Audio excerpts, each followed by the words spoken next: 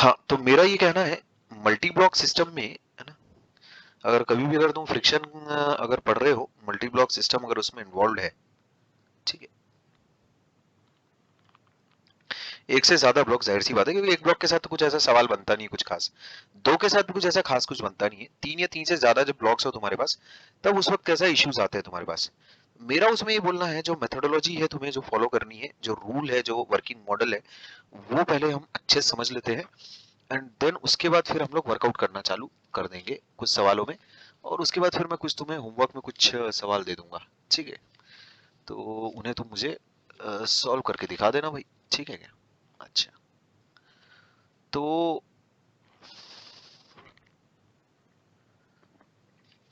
ठीक है,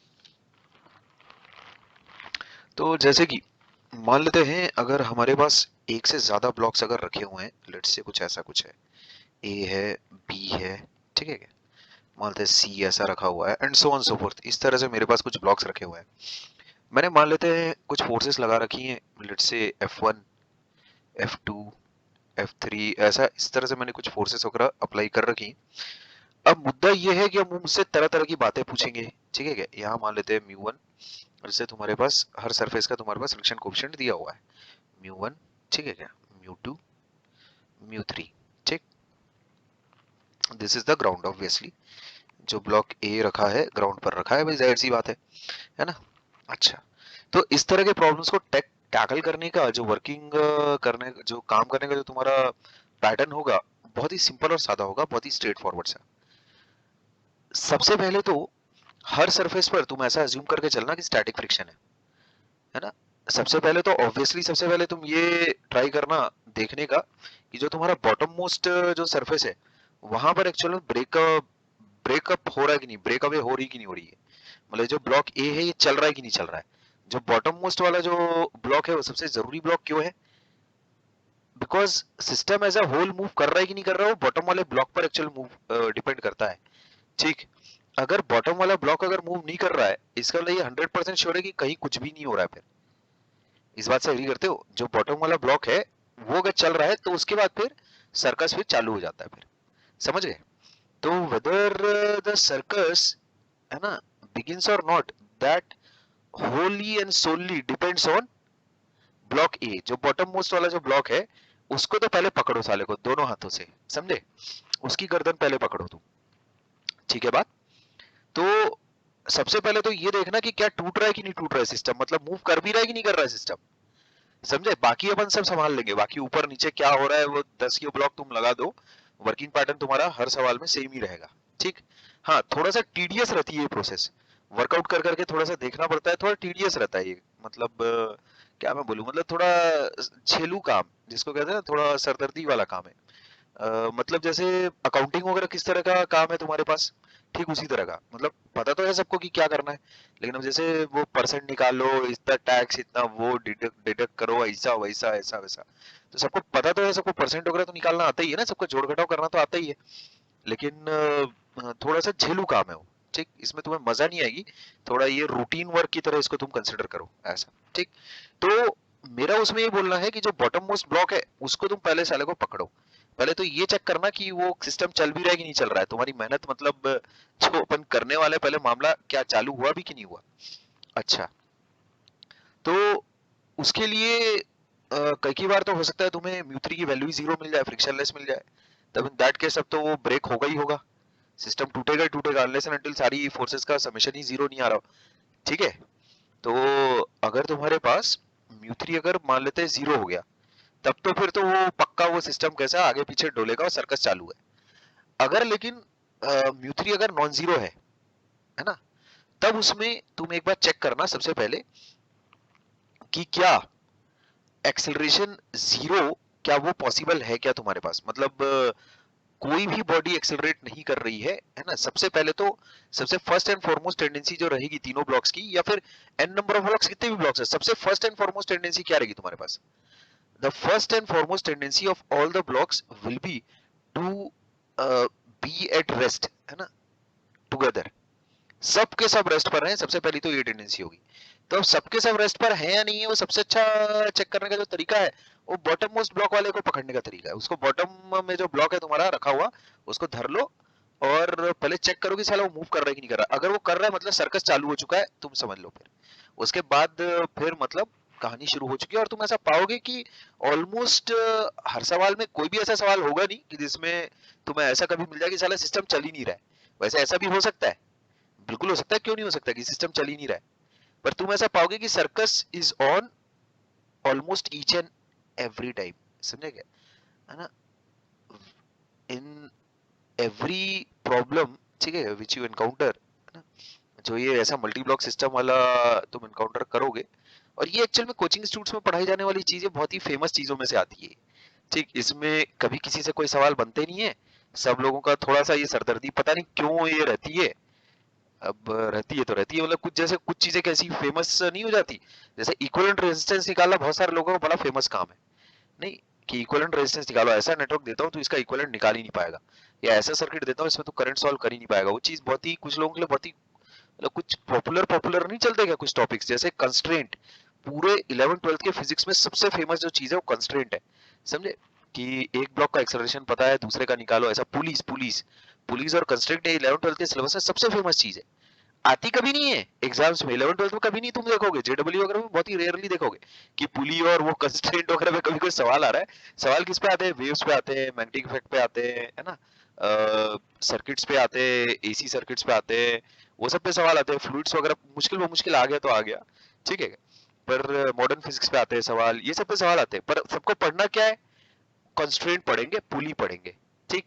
तो सब वही एक साल वही पढ़ते रह जाते हैं वैसे, ठीक है। तो एक्चुअल मेजर जो तुम्हारे टॉपिक्स है जिसमें एक इंसान को नंबर स्कोरिंग जिसकी होती है, वो मैं तुम्हें बताना चाहता था कि लोग उसके मोह माया से निकल ही नहीं पाते।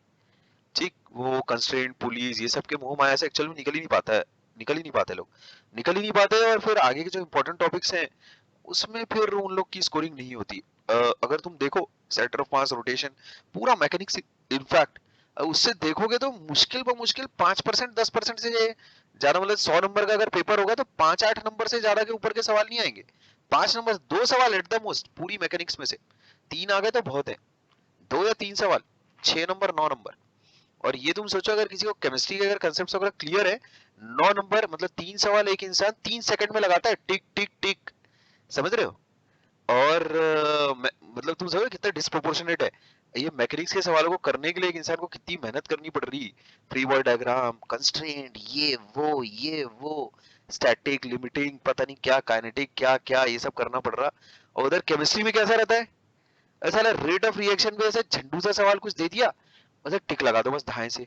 तो this is the beauty of chemistry, ठीक। एनीवेज खैर अभी हम लोग केमिस्ट्री की बात तो करने नहीं बैठे, अभी मुद्दे पर आते हैं मेन। इसमें वर्किंग एल्गोरिथम तुम्हारा क्या होगा?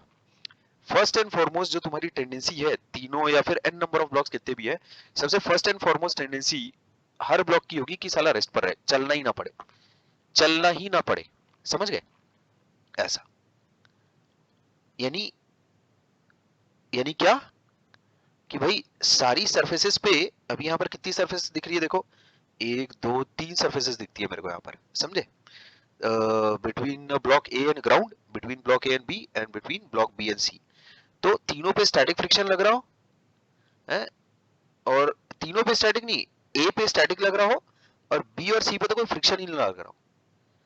ये सबसे फर्स्ट एंड फॉरमोस्ट ये सिचुएशन अचीव करने की, ये जो कॉन्फ़िगरेशन है ये अचीव करने की ये कोशिश करेगा वो। समझे? कि ब्लॉक ए और ग्राउंड के बीच में स्टैटिक लग रहा हो और उसके बाद बी और सी पे तो कहीं कोई फ्रिक्शन पहुंच ही ना रहा हो, मतलब वहां पर तो कुछ मतलब करने धरने की कुछ जरूरत ही ना पड़ रहा हो। सबसे पहला तो ये कंडीशन बनती है तुम्हारी, सबसे बेसिक। समझे क्या? क्या अचीव हो पा रहा है? नहीं हो पा रहा है। दो ही सिचुएशन हो सकती है, थोड़ा थोड़ा तो होगा नहीं कि भाई थोड़ा ये थोड़ा वो, है ना, थोड़ा ये थोड़ा वो तो होगा नहीं। क्या मेरी बातें यहाँ तक की जो मैंने की क्या तुम्हारे पल्ले पड़ रही है क्या? अभी तक मैंने सिर्फ एक ही स्टेटमेंट बोला है, पहला तो मैं ये बता दूं, एक ही स्टेटमेंट बोला है, इस पर जरा 10 सेकंड सोचोगे, उसके बाद रिप्लाई बैक करना, ठीक है क्या? मैं एक मैसेज बहुत इंपॉर्टेंट मेरे को टाइप करना पड़ेगा, उसको कर लेता हूँ, ठीक है क्या? तो मेरा बोलना है कि सबसे पहली जो सिचुएशन अचीव करने की ये सिस्टम कोशिश करेगा, ट्राई करेगा, वो ये कि ब्लॉक ए और ग्राउंड के बीच में एक स्टैटिक फ्रिक्शन लग रहा हो और मामला वहीं निपट जाए। और बाकी सारी जो तुम्हारे पास सरफेसेस है, अब उसपे जाहिर सी बात है फोर्सेस अगर लग रही है तो वहां पर तो स्टैटिक फ्रिक्शन लगना ही पड़ेगा, समझे क्या? लेकिन अगर मैं ऐसे कोई सिचुएशन बता दूं कि मान लेते हैं बॉटम मोस्ट वाले या एक ही फोर्स लग रही है, मान लेते हैं ऐसा F2 और F1 को हटा देते हैं, अगर ऐसा अगर मान लेते हैं इसको हटा देते हैं, अगर लेट से इसको हटा देते हैं, तब फिर तब कितना अच्छा हो कि बी और सी, बिटवीन बी एंड सी और बिटवीन ए एंड बी कोई फ्रिक्शन ही ना लग रहा हो, समझे क्या? कोई फ्रिक्शन ही ना लग रहा हो। तो मेरा उसमें बोलना ये है कि सबसे पहले जो चीज अचीव होने की कोशिश होगी उसको पहले ट्राई करो, समझे क्या? तो अभी यहाँ पर जैसे F1 F2 और F3 तीनों के तीनों तुम्हें दिख रहा है, तो इसका मतलब सबसे पहले जो चीज अचीव करने की कोशिश ये सिस्टम करेगा वो क्या करेगा कि तीनों ही सरफेसेस पर S1 S2 और S3 पर, है ना, AG ऐसा लिख लेते हैं इसको, है ना, यहाँ देखो A और G ये एक सरफेस, और उसके बाद A और B ये एक और एक सरफेस, B और C ये एक और एक सरफेस। सबसे पहले तो तीनों के तीनों में स्टैटिक रखने की कैसा कोशिश की जाएगी, ऐसा तीनों के तीनों सरफेस पर स्टैटिक फ्रिक्शन रह जाए, ये सबसे पहली कोशिश होगी। समझ गए क्या? सबसे पहली कोशिश ये होगी। बस मुझे 10 सेकंड दो, एक मैसेज करना पड़ेगा मेरे को।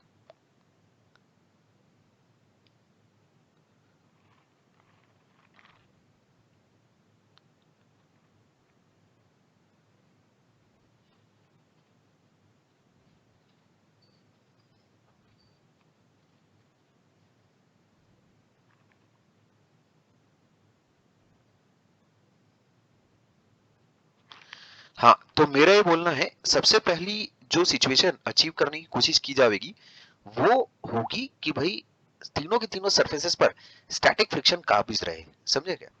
स्टैटिक फ्रिक्शन कायम रहे और काइनेटिक की नौबत ही ना आए। स्टैटिक किस तरह का स्टैटिक?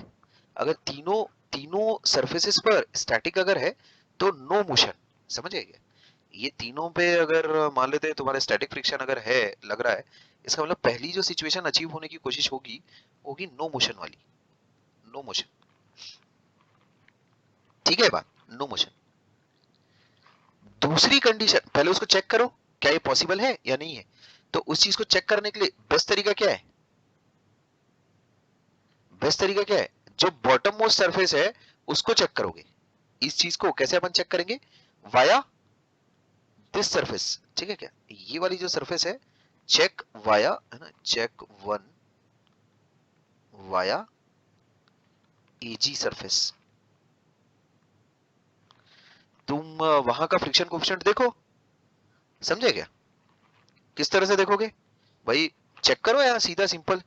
ये ऐसा मान लेते हैं सी, ये बी, ये ए, ठीक है क्या? ऐसा है मामला तुम्हारे पास, यही है ना मामला। तो कैसे चेक करोगे तुम? ये ए हो गया ऐसा, तो इधर देख लो, इधर कितना है अपने पास, म्यू कितना है इधर, इधर म्यू 3 है ना, इधर म्यू 3 है। तो ये as a single body consider करते हुए इसको ऐसा बना लो,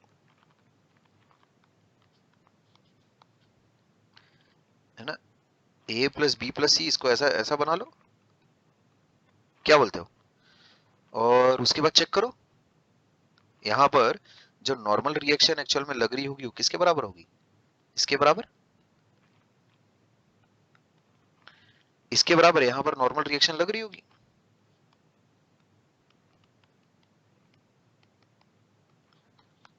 क्या बोलते हो? इतनी नॉर्मल रिएक्शन तो लग रही होगी।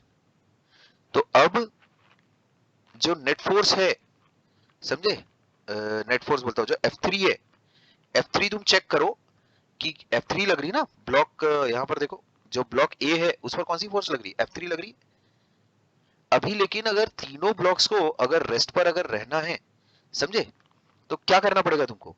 F3 के साथ इस ब्लॉक पर क्या तुम F3 लगाओगे कि ये सारी की सारी क्या बोलते हैं तुम उसमें क्या बोलते हैं फिर, मतलब फोर्सेस लगा डालोगे? सारी की सारी फोर्सेस नहीं, सारी की सारी फोर्सेस नहीं लगानी है। अपने को बस ये चेक करना है कि यहाँ पर ब्रेकअवे हो रहा है कि नहीं हो रहा है, यहाँ पर ब्रेकअवे हो रहा है कि नहीं हो रहा है, समझ गए? तो कायदे से एक्चुअल में तुम्हें सिर्फ और सिर्फ ए का ही फ्री बॉडी डायग्राम बनाना चाहिए। ये चीज मैंने इसीलिए बनाकर दी तुम्हें ताकि तुम्हें पता रहे कि नॉर्मल रिएक्शन कितना निकल के आ रहा है। कायदे से तुम्हें क्या चेक करना है, सिर्फ और सिर्फ कायदे से तुम्हें क्या चेक करना है, सिर्फ और सिर्फ ए का ए टूट रहा है कि नहीं टूट रहा है सरफेस के साथ, ग्राउंड के साथ, ठीक है। ए ब्रेक हो रहा है कि नहीं हो रहा है सरफेस के साथ, बस इतना चेक करना है। तो ए पर अगर मान लेते हैं मुझे चेक करना हो कि ए स्लाइड मार रहा है कि नहीं मार रहा है ना, ए कैसा निकल रहा है नहीं निकल रहा है, ग्राउंड से कांटेक्ट छोड़ रहा है नहीं छोड़ रहा है, तो मैं ये देखूंगा ना कि इस सरफेस पर मैक्सिमम फ्रिक्शन कितना अवेलेबल है मेरे पास, ठीक है क्या। इस सरफेस पर मैक्सिमम फ्रिक्शन कितना अवेलेबल है मेरे पास, और जो फोर्स लग रही है इस ब्लॉक पर वो कितनी लग रही है तुम्हारे पास, F3, ठीक। वो F3 लग रही है, या कैसे एनालाइज कैसे करोगे फिर, अगर मान लेते तुम्हें ये चेक करना रहा कि क्या मोशन स्टार्ट हो भी रहा है कि नहीं हो रहा है, तो उस चीज को कैसे चेक करोगे तुम।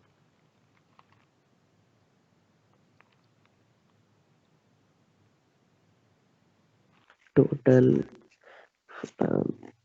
एक ब्लॉक कंसीडर कर लेंगे, फिर उसका फ्रिक्शनल कोएफिशिएंट फाना ठिमकाना निकाल लेंगे और देख लेंगे कि टोटल फोर्स जो एफ लग रहा है वो उससे ज्यादा है कि कम है।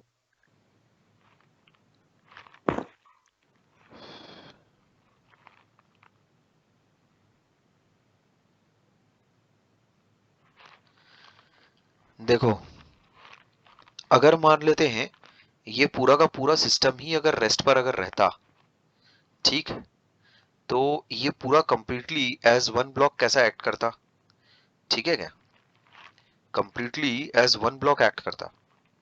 तो उस केस में जो फोर्स एक्चुअल में तुम कंसीडर करते, जो एक्चुअल में मूव करवाने की कोशिश कर रही है, वो फोर्स एक्चुअल में कितनी रही होती, वो फोर्स एक्चुअल में F1 plus F3 minus F2 रही होती। ये एक अप्रोच है, जैसे दो अप्रोचेस हैं, एक व्यक्ति मान लेते हैं इस तरह से कर रहा है, जैसे तुम्हारे सामने ये मैंने ऐसा रख दिया ऐसा, और वो बोल रहा है कि एफ नेट अपन कितनी लगा लेते हैं ऐसी, ये एफ नेट लगाते हैं, ये F1 plus F3 minus F2, F1 plus F3 minus F2, ये उसकी अप्रोच है ऐसी। और वो ये बोल रहा है कि अगर लेट से F1 plus F3 minus F2 मान लेते हैं अगर तुम्हारे पास बड़ी हो जाती है इससे μ3 टाइम्स ये ma plus mb plus mc times g, इससे अगर बड़ी हो जाती है देन सर्कस चालू हो जाएगा, देन मोशन स्टार्ट हो रहा है, ठीक है। मतलब इतना तो पक्का है कि भाई जो बॉटम मोस्ट जो तुम्हारे पास ग्राउंड और ब्लॉक ए है उसके बीच में कैसा टूटेगा जरूर।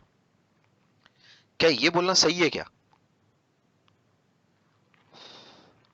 हाँ क्या ये बोलना सही है। हाँ सर। और एक दूसरा व्यक्ति है, उसने क्या किया, उसने मान लेते हैं ब्लॉक ए को, ए पर जो फोर्स लग रही है उसके बेसिस पर उसने अपना एनालिसिस किया कि ब्लॉक ए पर नॉर्मल रिएक्शन, तो भाई ये तो समझ में आ ही रहा होगा कि नॉर्मल रिएक्शन इतनी आ रही है ब्लॉक ए पर, ब्लॉक ए का अगर तुम फ्री बॉडी डायग्राम अगर बनाओगे तो नॉर्मल रिएक्शन इतनी आ जाएगी ए तक, समझे। अच्छा, नॉर्मल रिएक्शन ब्लॉक ए पर इतनी आ रही है, उसने क्या किया, उसने ये बोला कि मैं ऐसा करूंगा, ठीक है क्या, ये ऐसा F3 इस पर फोर्स लग रही है और नॉर्मल रिएक्शन इतनी इस पे वही लग रही है, Ma प्लस है ना Mb plus Mc times G, ऐसा ये नॉर्मल रिएक्शन लग रही है, ठीक। ये इसका मास है। तो उसने एक्चुअल में ये किया F3 इज ग्रेटर देन, उसने इस तरह से चेक किया ऐसा,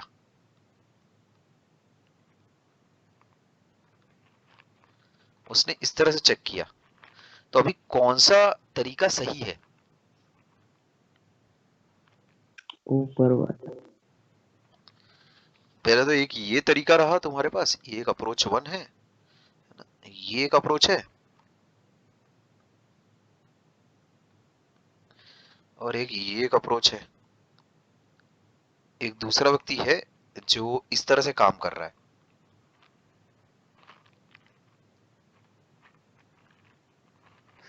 अभी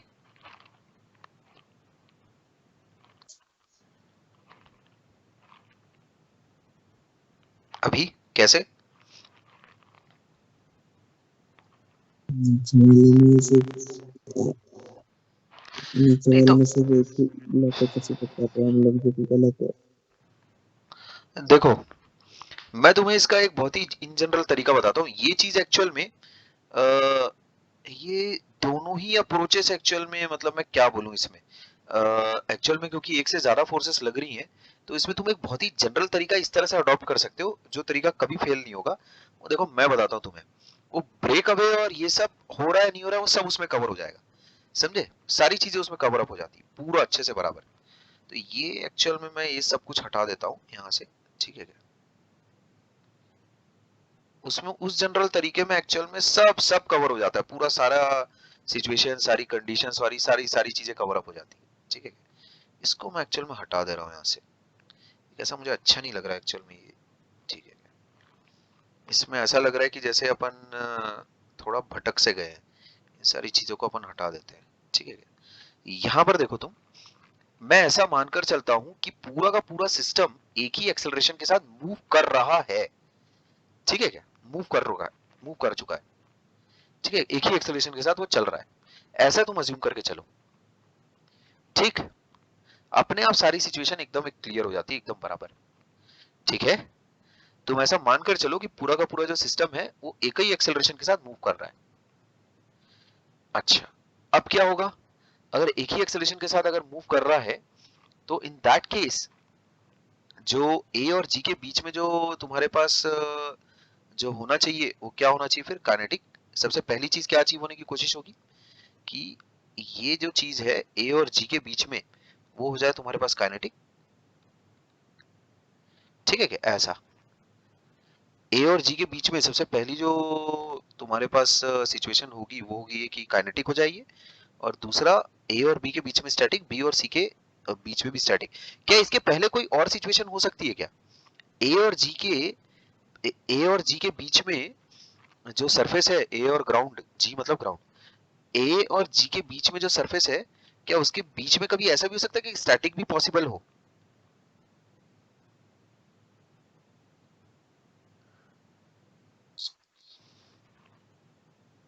स्टैटिक पॉसिबल हो सकता है वे, हो सकता है, समझे क्या? अपने को सबसे पहले उसी को कंसिडर करना चाहिए, है ना। Static is very much possible, ठीक। सबसे पहली जो फ्रिक्शन रहता है वो क्या रहने की कोशिश करेगा? वो पहले स्टैटिक रहने की कोशिश करेगा। तो अपन जो जिस डायरेक्शन में सोच रहे थे वो एक्चुअल में सही था, ठीक है। सबसे पहले यही कोशिश होगी कि ये पूरा का पूरा जो तीनों ब्लॉक का जो सिस्टम है वो सबसे पहले पूरा स्टेशनरी बैठा रहे, मूव ही ना हो, ठीक, मूवमेंट ही ना हो, ठीक है ये बात। अच्छा, अभी अगर तीनों की अगर मूवमेंट नहीं होनी तो उस चीज के लिए तुम क्या इंश्योर करोगे कि भाई किस तरह से चेक करोगे तुम कि तीनों की मूवमेंट नहीं हो रही है?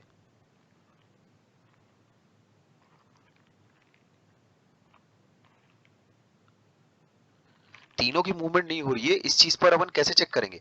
जो फ्री बॉडी डायग्राम्स एक्चुअल में हम लोगों ने बनाए थे फिर वो गलत थे एक्चुअल में। उसमें हॉरिजॉन्टल कुछ फोर्सेस हम लोगों ने फ्रिक्शन को तो कंसिडर ही नहीं किया था, ठीक। वो एक्चुअल में गड़बड़ी हो रही थी वहां पर, समझ गए भाई? ए और बी के बीच में जो फ्रिक्शनल फोर्सेस है उसको भी तो तुमको हॉरिजॉन्टल फोर्सेस में एक्चुअल में डायग्रामेटिकली बनाना चाहिए था ना।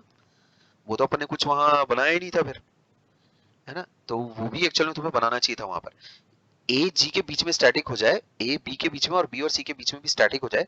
सबसे पहले ये वाली कंडीशन अचीव करवाने के लिए क्या क्या किस तरह से तुम फ्री बॉडी डायग्राम बनाओगे? ए और जी के बीच में अगर मान लेते हैं ये F3 फोर्स अगर लग रही है ए पर, तो इसको हॉरिजॉन्टली रोकने वाली एक ही फोर्स हो सकती है, ये F1, तभी तो ये हॉरिजॉन्टली रुका हुआ रहेगा।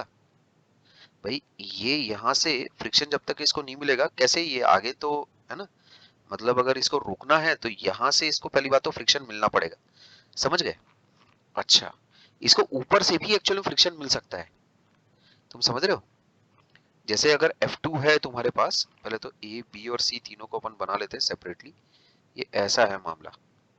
अच्छा, F2 पर F2 एक्चुअल में ऐसा लग रहा है, ठीक, और F1 इस पर ऐसा लग रहा है। अच्छा, तो अगर ए मूव अगर नहीं कर रहा है, बी और सी भी अगर मूव दोनों नहीं कर रहे हैं, तो इसका मतलब नेट फोर्सेस तुम्हारे पास उनके ऊपर बैलेंस होंगी, ठीक है क्या?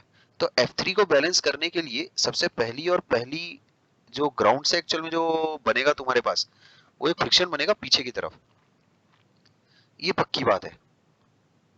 अच्छा, अभी अगर मान लेते हैं तुम्हारे पास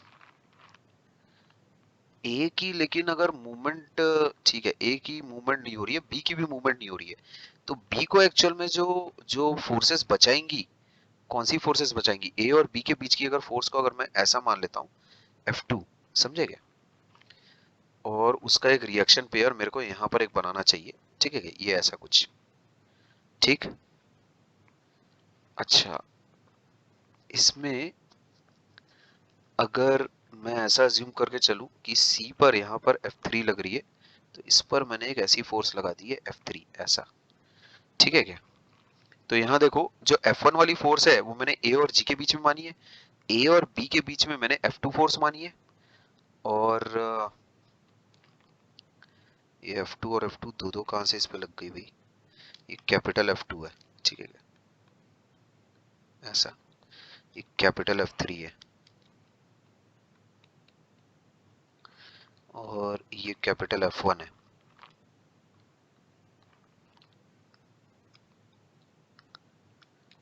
ठीक है, ऐसा। तो मैंने जो फ्रिक्शनल फोर्सेस बनाई हैं, तुम ये चेक करोगे इसमें कि ऐसा रखने के लिए, है ना, जैसे इसको अगर तुम सॉल्व करोगे तो तीन तुम्हारे पास इक्वेशंस आ रही हैं, और तीन तुम्हारे पास वेरिएबल भी हैं, F1, F2 और F3, समझ गए।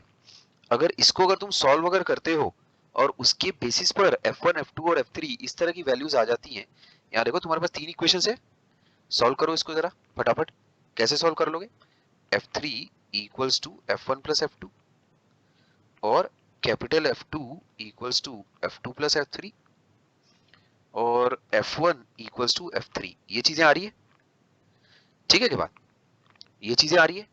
अब देखो एक्चुअल में जो फ्रिक्शन की डायरेक्शंस एक्चुअल में मैंने अज्यूम की है, वो अज्यूम डायरेक्शन के हिसाब से हो सकता है नेगेटिव भी आ जाए, तो उसमें अगर नेगेटिव आ रही होगी तो फिर तुम उसकी डायरेक्शन कैसा पलट देना जो अपन ने अज्यूम की है, ठीक। जैसे यहाँ पर देखो तुम, अगर ऊपर वाले ब्लॉक से अगर मैं एनालिसिस अगर करना शुरू करूं, तो F3 की डायरेक्शन तो एकदम पक्का सही है, इसमें कोई डाउट नहीं है।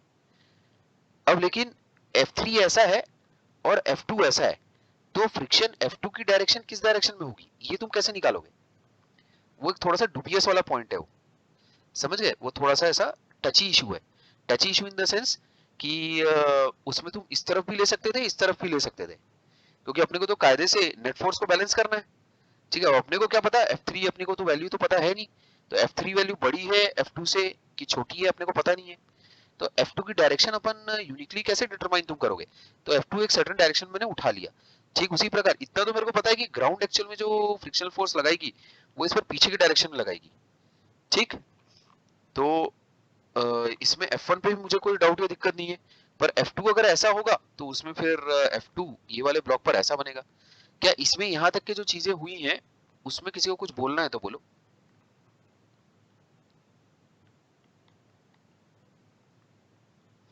यहाँ तक जो चीजें हुई हैं उसमें किसी को अगर कुछ बोलना है तो बोले।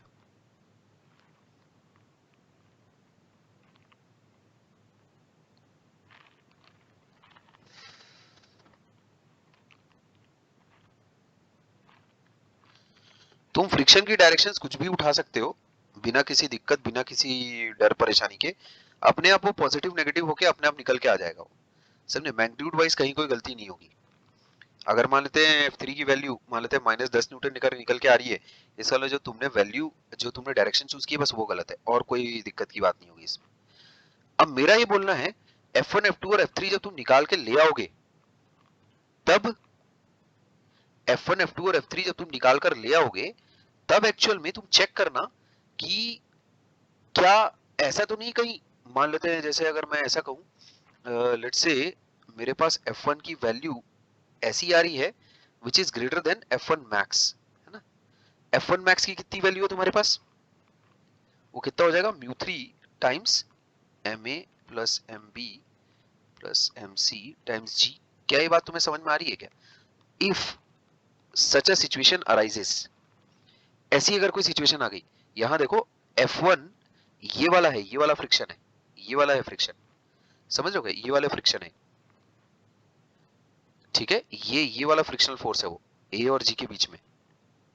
तो अगर तुम्हारे पास ऐसी सिचुएशन आ गई कि F1 बड़ा आ रहा है, मान लेते हैं F1 मैक्स से, F1 मैक्स मैंने कैसे निकाला है, μ3 टाइम्स नॉर्मल रिएक्शन। कोई ऐसा तो नहीं जिसको ये नहीं समझ में आ रहा कि यहाँ पर नॉर्मल रिएक्शन ए पर जो नॉर्मल रिएक्शन बनेगी वो इतनी बनेगी? कोई ऐसा तो नहीं जिसको ये नहीं समझ में आ रहा है?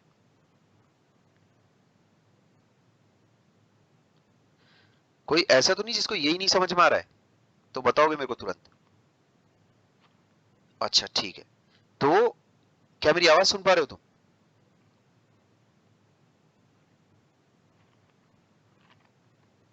अरे क्या मेरी आवाज आ रही है तुम तक? ठीक है, तो अगर मान लेते हैं ऐसी कोई सिचुएशन आ गई, इसका मतलब क्या है? इसका मतलब है ए और जी के बीच में स्टैटिक फ्रिक्शन नहीं रह सकता। समझे? इट इंप्लाइज दैट, है ना, आवर अजम्पशन इज रॉन्ग। ठीक है क्या? इसका मतलब ए और ग्राउंड के बीच में स्टैटिक फ्रिक्शन नहीं हो सकता। समझे क्या? ठीक है क्या? तो इसका मतलब वहां पर कौन सा, उस सरफेस पर कौन सा फ्रिक्शन रहेगा तुम्हारे पास? काइनेटिक। ठीक है क्या? यानी वहां पर कौन सा फ्रिक्शन है तुम्हारे पास? काइनेटिक। इसका मतलब ए और जी वाली जो सरफेस है वहां पर बैठेगा तुम्हारे पास काइनेटिक फ्रिक्शन। ठीक है क्या? वहां पर तुम्हारे पास बैठेगा काइनेटिक फ्रिक्शन। ठीक है, अगर वहां पर काइनेटिक फ्रिक्शन अगर है, इसका मतलब the system will then try to achieve the next possible configuration, जो कि क्या होगा कि तीनों में स्टैटिक, उसके बाद जो नेक्स्ट पॉसिबल जो चीज तुम्हारे पास होगी वो क्या आएगी तुम्हारे पास? नेक्स्ट पॉसिबल कॉन्फ़िगरेशन होगा तुम्हारे पास कुछ ऐसा कि ए और ग्राउंड के बीच में हो जाए काइनेटिक। काइनेटिक तो हो गया, और ए और बी के बीच में बना रहे स्टैटिक, और इधर भी रहे static, such that the body as a whole moves together. समझे क्या? यहाँ पर फर्स्ट वाली कंडीशन कैसी है कि पूरी की पूरी जो बॉडी है वो स्टेशनरी है। समझे क्या? All three remain stationery. पहले ये कंडीशन अचीव होने की कोशिश होगी, ऑल थ्री रिमेन स्टेशनरी। ठीक है क्या? उसके बाद क्या होगा? उसके बाद all the bodies move together, ये दूसरी कंडीशन अचीव होने की कोशिश होगी, मूव टुगेदर। अगर ऐसा हो जाए तो मजा आ जाए। ठीक, अगर मान लेते हैं ऐसा नहीं हो पाया, अगर मान लेते हैं ऐसा नहीं हो पाया, मान लेते हैं ऐसा आ गया तुम्हारे पास, ध्यान से सुनोगे कि बी और सी, अगर तुम ऐसा मान के चलोगे कि अगर तीनों की तीनों बॉडीज अगर एक साथ अगर मूव कर रही हैं तो तीनों का तुमको एक एक्सेलरेशन उठाना पड़ेगा। तीनों का अगर तुम एक एक्सेलरेशन उठाओगे तो फ्री बॉडी डायग्राम से अगेन तुम उसमें अज्यूम करके चलोगे कि ए और बी के बीच में स्टैटिक फ्रिक्शन है, बी और सी के बीच में स्टैटिक फ्रिक्शन है, तो उन स्टैटिक फ्रिक्शन की वैल्यूज एक्चुअल में निकाल कर देखना कितनी कितनी आ रही है। उसमें अगर मान लेते हैं बी और सी के बीच में जो स्टैटिक फ्रिक्शन की वैल्यू तुम निकाल रहे हो वो आ गई उसके मैक्सिमम वैल्यू से ज्यादा, इसका मतलब वहां पर स्टैटिक फ्रिक्शन नहीं हो सकता। ये बात समझने वाली है, ध्यान से समझो इसको। जब तुम प्रॉब्लम में बनाकर जब तुम देखोगे तब वो चीज और अच्छे से समझ में आ जाएगी तुम्हें। ठीक है क्या? अभी इस डिस्कशन से ये निकालोगे, सबसे पहली बात क्या, तीनों को ही स्टेशनरी तो नहीं। ठीक है चलो, स्टेशनरी नहीं है तीनों, तीनों क्या साथ में मूव कर रहे हैं? अगर कर रहे हो तो बहुत अच्छी बात है। कैसे चेक करेंगे साथ में मूव कर रहे हैं? सबका एक ही एक्सेलरेशन मान लो। एक एक्सेलरेशन मानने पर हर सरफेस पर अपन ने स्टैटिक फ्रिक्शन अज्यूम किया हुआ है, तो क्या हर सरफेस उतनी स्टैटिक फ्रिक्शन प्रोवाइड कर पा रही है, नहीं कर पा रही? अगर नहीं कर पा रही है एक पर्टिकुलर सरफेस, इसका मतलब क्या हो रहा है कि वहां पर काइनेटिक फ्रिक्शन है। क्यों मैं ऐसा बोल सकता हूं? क्योंकि बाकी हर सरफेस उस एक्सेलरेशन के लिए, उस कॉमन एक्सेलरेशन के लिए जितना स्टैटिक फ्रिक्शन होना चाहिए था उतना है उस सबके पास, तो सब लोग अपनी अपनी स्टैटिक फ्रिक्शन मेंटेन करेंगे। एक नहीं कर पा रहा है तो वहां पर पक्का काइनेटिक फ्रिक्शन होगा। क्यों ऐसा होगा? जैसे मैं ये बोलता हूं, जैसे मान लेते हैं सरफेस 1, सरफेस 2, सरफेस 3, तुम्हारे पास तीन सरफेसेस है। मैंने जो बॉटम वाली जो सरफेस है वहां बोला काइनेटिक फ्रिक्शन है। ठीक है, तो तुमने क्या बोला उसके बाद? जो नेक्स्ट बेस्ट पॉसिबल जो चीज हो सकती है वो ये हो सकता है कि बाकी दोनों जगह स्टैटिक हो जाए।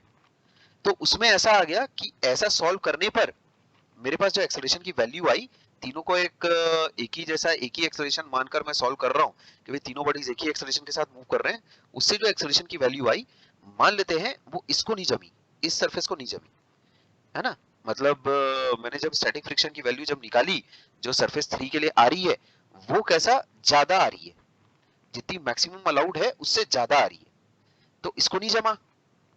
इसका मतलब क्या है, जैसे ए कॉमन एक्सेलरेशन है ना अचीव करने की कोशिश में इसको स्टैटिक जितना देना था इसने दिया, समझे क्या? अच्छा, ये तो पहले ही डिसाइडेड है कि इधर वाला ये काइनेटिक बैठेगा तुम्हारे पास, समझे क्या?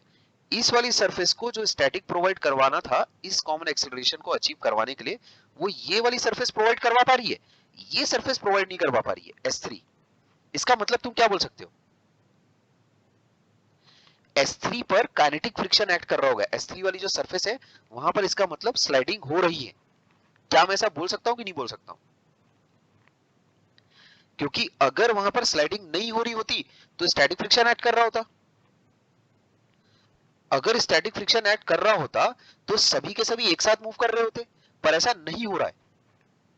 इसका मतलब वहां पर स्लाइडिंग हो रही है, इसका मतलब वहां पर स्लाइडिंग हो रही है।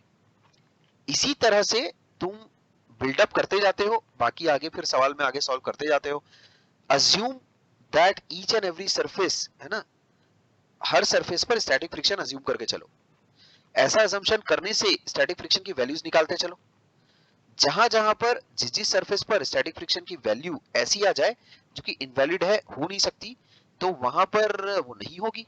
क्योंकि अगर होना होता तो हो जाती ना भाई। मैं पहले ये अज्यूम करके चल रहा हूँ कि वहां स्टैटिक है, क्योंकि स्टैटिक के बाद ही काइनेटिक आता है, ठीक है क्या? तो अगर स्टैटिक फ्रिक्शन मैंने सारा अजम्पशन अगर लिया है पहले कि भाई सारी सरफेसेस स्टैटिक होनी चाहिए, तो उसमें अगर वैसा हो रहा है पॉसिबल तो वैसा ही होगा। सारी सरफेसेस पर अगर स्टैटिक फ्रिक्शन अगर पॉसिबल है तो वही चीज अचीव भी हो जाएगी। हो जाएगी तो अच्छा है मेरे लिए, मैं वही उसी के अकॉर्डिंगली सारी कैलकुलेशंस करके दिखा दूंगा। पर मान लेते हैं उसमें एक सरफेस ऐसी आ गई जहां पर स्टैटिक फ्रिक्शन बोल रहा है कि नहीं नहीं नहीं नहीं नहीं नहीं, अभी जो स्टैटिक फ्रिक्शन वहां पर आपने वैल्यू बताई मेरे को उतना फ्रिक्शन की, वो मैं उतनी सरफेस में प्रोवाइड नहीं कर सकता। तो इसका मतलब क्या है, मानते 10 सरफेसेस के लिए तुमने सॉल्व किया, 9 सरफेसेस पर आ रहा है कि स्टैटिक फ्रिक्शन जितना तुमने निकाला है 9 सरफेसेस अलाउ कर रही है उतना स्टैटिक फ्रिक्शन, एक सरफेस अलाउ नहीं कर रही। इसका मतलब क्या है, उस एक सरफेस पर है ना स्लाइडिंग होगी, पक्का पक्का स्लाइडिंग होगी। देखो दो ही चीजें हो सकती है, या तो स्लाइडिंग हो रही है या तो नहीं हो रही है, तो बीच का तो कोई सिचुएशन हो नहीं सकती ना। अगर स्लाइडिंग नहीं हो रही होती तो वहां पर स्टैटिक फ्रिक्शन होता, अगर स्लाइडिंग उस सरफेस पर नहीं हो रही होती तो वहां पर स्टैटिक फ्रिक्शन होता। यही बात समझने की है, समझेगा? ये मेन इंपॉर्टेंट बात यही है। अगर वहां पर स्लाइडिंग नहीं होती तो वहां पर स्टैटिक फ्रिक्शन होता। अगर वहां पर स्टैटिक फ्रिक्शन होता तो सारी बॉडीज एक साथ मूव करती, सारी बॉडीज एक साथ मूव नहीं कर पा रही है। क्यों ऐसा? क्योंकि वहां पर स्टैटिक फ्रिक्शन की जो वैल्यू चाहिए सारी बॉडीज के साथ में मूव करने के लिए, वो वहां पर वो वाली सरफेस प्रोवाइड नहीं करवा पा रही है। इसका मतलब क्या होगा, उस सरफेस पर स्लाइडिंग हो जाएगी।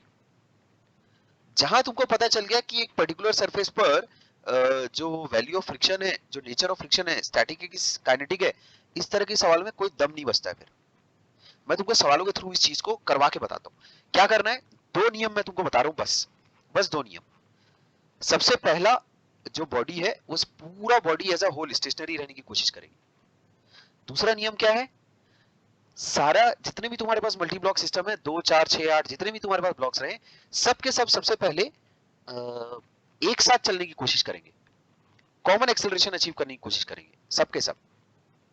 ये कुछ फेजेस हैं जो ऐसा हो नहीं सकता कि एक बॉडी की, अगर पॉसिबल है सारी बॉडीज का एक साथ चलना तो सारी बॉडीज एक साथ चलेंगी। अगर नहीं पॉसिबल है तो फिर अपन देखते बैठेंगे फिर कौन सी बॉडी स्लाइड कर रही है कौन सी नहीं कर रही। हो सकता है कि सब एक दूसरे के ऊपर स्लाइड मार रहे हो, पूरा सर्कस चालू हो, है ना? हो सकता है कि सारी बॉडीज एक दूसरे के ऊपर स्लाइड मार रही हो। पर सबसे पहले तुम कैसे चलोगे, बिल्डअप कैसे करोगे?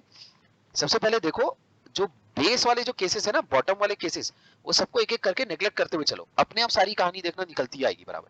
सबसे पहली कंडीशन क्या हो सकती है, सारी की सारी बॉडीज स्टेशनरी है। तुम ऐसा अज्यूम करके डेटा निकालो, अपने आप कहानी आ जाएगी बाहर। अगर मान लेते हैं सारी बॉडीज स्टेशनरी नहीं है, तो उसके बाद वाली जो सिचुएशन हो सकती है उसको अज्यूम करके चलो। उसके बाद वाली क्या सिचुएशन है, ईच एंड एवरी बॉडी है ना, सारी की सारी बॉडीज जो है are moving together in a combined fashion. अगर वैसा नहीं हो रहा है, मानते एक सरफेस पर अगर स्लाइडिंग हो रही है, तो उसके बाद वाली सिचुएशन तुम मानकर चलो। कि बची हुई बॉडीज आर मूविंग टुगेदर। समझ गए? जैसे अगर मान लेते हैं 10 बॉडीज है तुम्हारे पास, तो पहले तो 10 की 10 बॉडीज, मैं बहुत ही ऑप्टिमिस्टिक हूं, मैं मान रहा हूं 10 की 10 बॉडीज रेस्ट पर रही। कैलकुलेशन करके देखो, देखना कचरा होगा, पक्का कचरा होगा।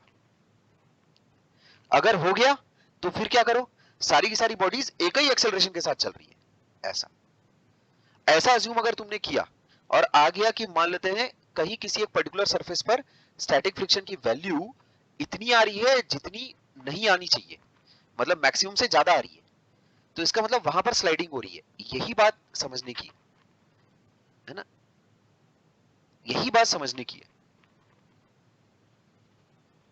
सारी बॉडीज के एक साथ चलने के लिए वहां पर उस सरफेस पर जितना फ्रिक्शन होना चाहिए, अगर वो नहीं है, इसका मतलब क्या है, वहां पर स्लाइडिंग हो रही है। कोई ऐसा व्यक्ति अगर मेरे सामने मान लेते हैं 5 साल का बच्चा अगर आ गया और जो इस जिद पर अड़ गया कि नहीं नहीं नहीं नहीं, आपने जो फ्रिक्शन की वैल्यू बताई कि इतनी सरफेस पर होनी चाहिए, उससे कम फ्रिक्शन की वैल्यू पॉसिबल है सच दैट स्लाइडिंग ना हो। कैसा हो सकता है क्या? सबको एक साथ भी चलना है, तो एक साथ चलने के लिए एक पर्टिकुलर वैल्यू फ्रिक्शन की रहनी ही पड़ेगी वहां पर।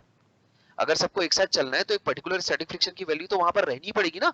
अगर वो पर्टिकुलर फ्रिक्शन की वैल्यू स्टैटिक वाली वहां पर अगर अवेलेबल नहीं है, तो इसका मतलब पक्का है कि वहां, भाई वो स्टैटिक फ्रिक्शन की वैल्यू अगर वो नहीं दे सकता है ना एक सर्टेन एक्सेलरेशन को सपोर्ट करने के लिए, इसका मतलब वहां पर स्लाइडिंग है। क्या ये बात तुम्हारे समझ में आती है क्या? वहां पर स्लाइडिंग हो रही है, क्या ये बात तुम्हारे समझ में आती है? दिक्कत कहां पर आएगी, सारी बॉडीज के एक साथ चलने के लिए एक पर्टिकुलर एक्सेलरेशन की जरूरत होगी।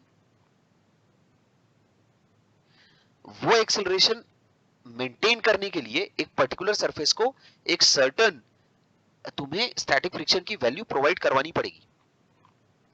अगर वो करवा पाया तो वहां पर स्टैटिक है, अगर वो नहीं करवा पाया तो वहां पर काइनेटिक है। बस बात खत्म। इस सारी चीज को मैं एक लाइन में अगर ब्रेक डाउन करूं तो बस एक बात, ये हर सरफेस पर मानकर चलो स्टैटिक है, बस अपने आप तुमको सारा गेम क्लियर हो जाएगा। हर सरफेस पर मान के चलो स्टैटिक फ्रिक्शन लग रहा है, हर सरफेस पर मान के चलो स्टैटिक फ्रिक्शन लग रहा है, अपने आप सारा गेम क्लियर हो जाएगा। जैसे इक्वेशंस लिखोगे सारा गेम अपने आप क्लियर हो जाएगा। क्या दिमाग पे कोई भी बोझा लेकर चलना है क्या? कुछ नहीं।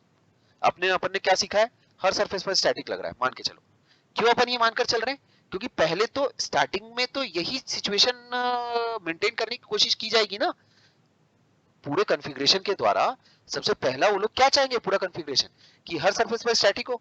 अबे स्टैटिक के बाद ही काइनेटिक आता है ना, जब स्टैटिक की सीमाएं टूटती है उसी के बाद तो काइनेटिक आता है। ठीक है, तो हर सरफेस पर स्टैटिक मान के चलो।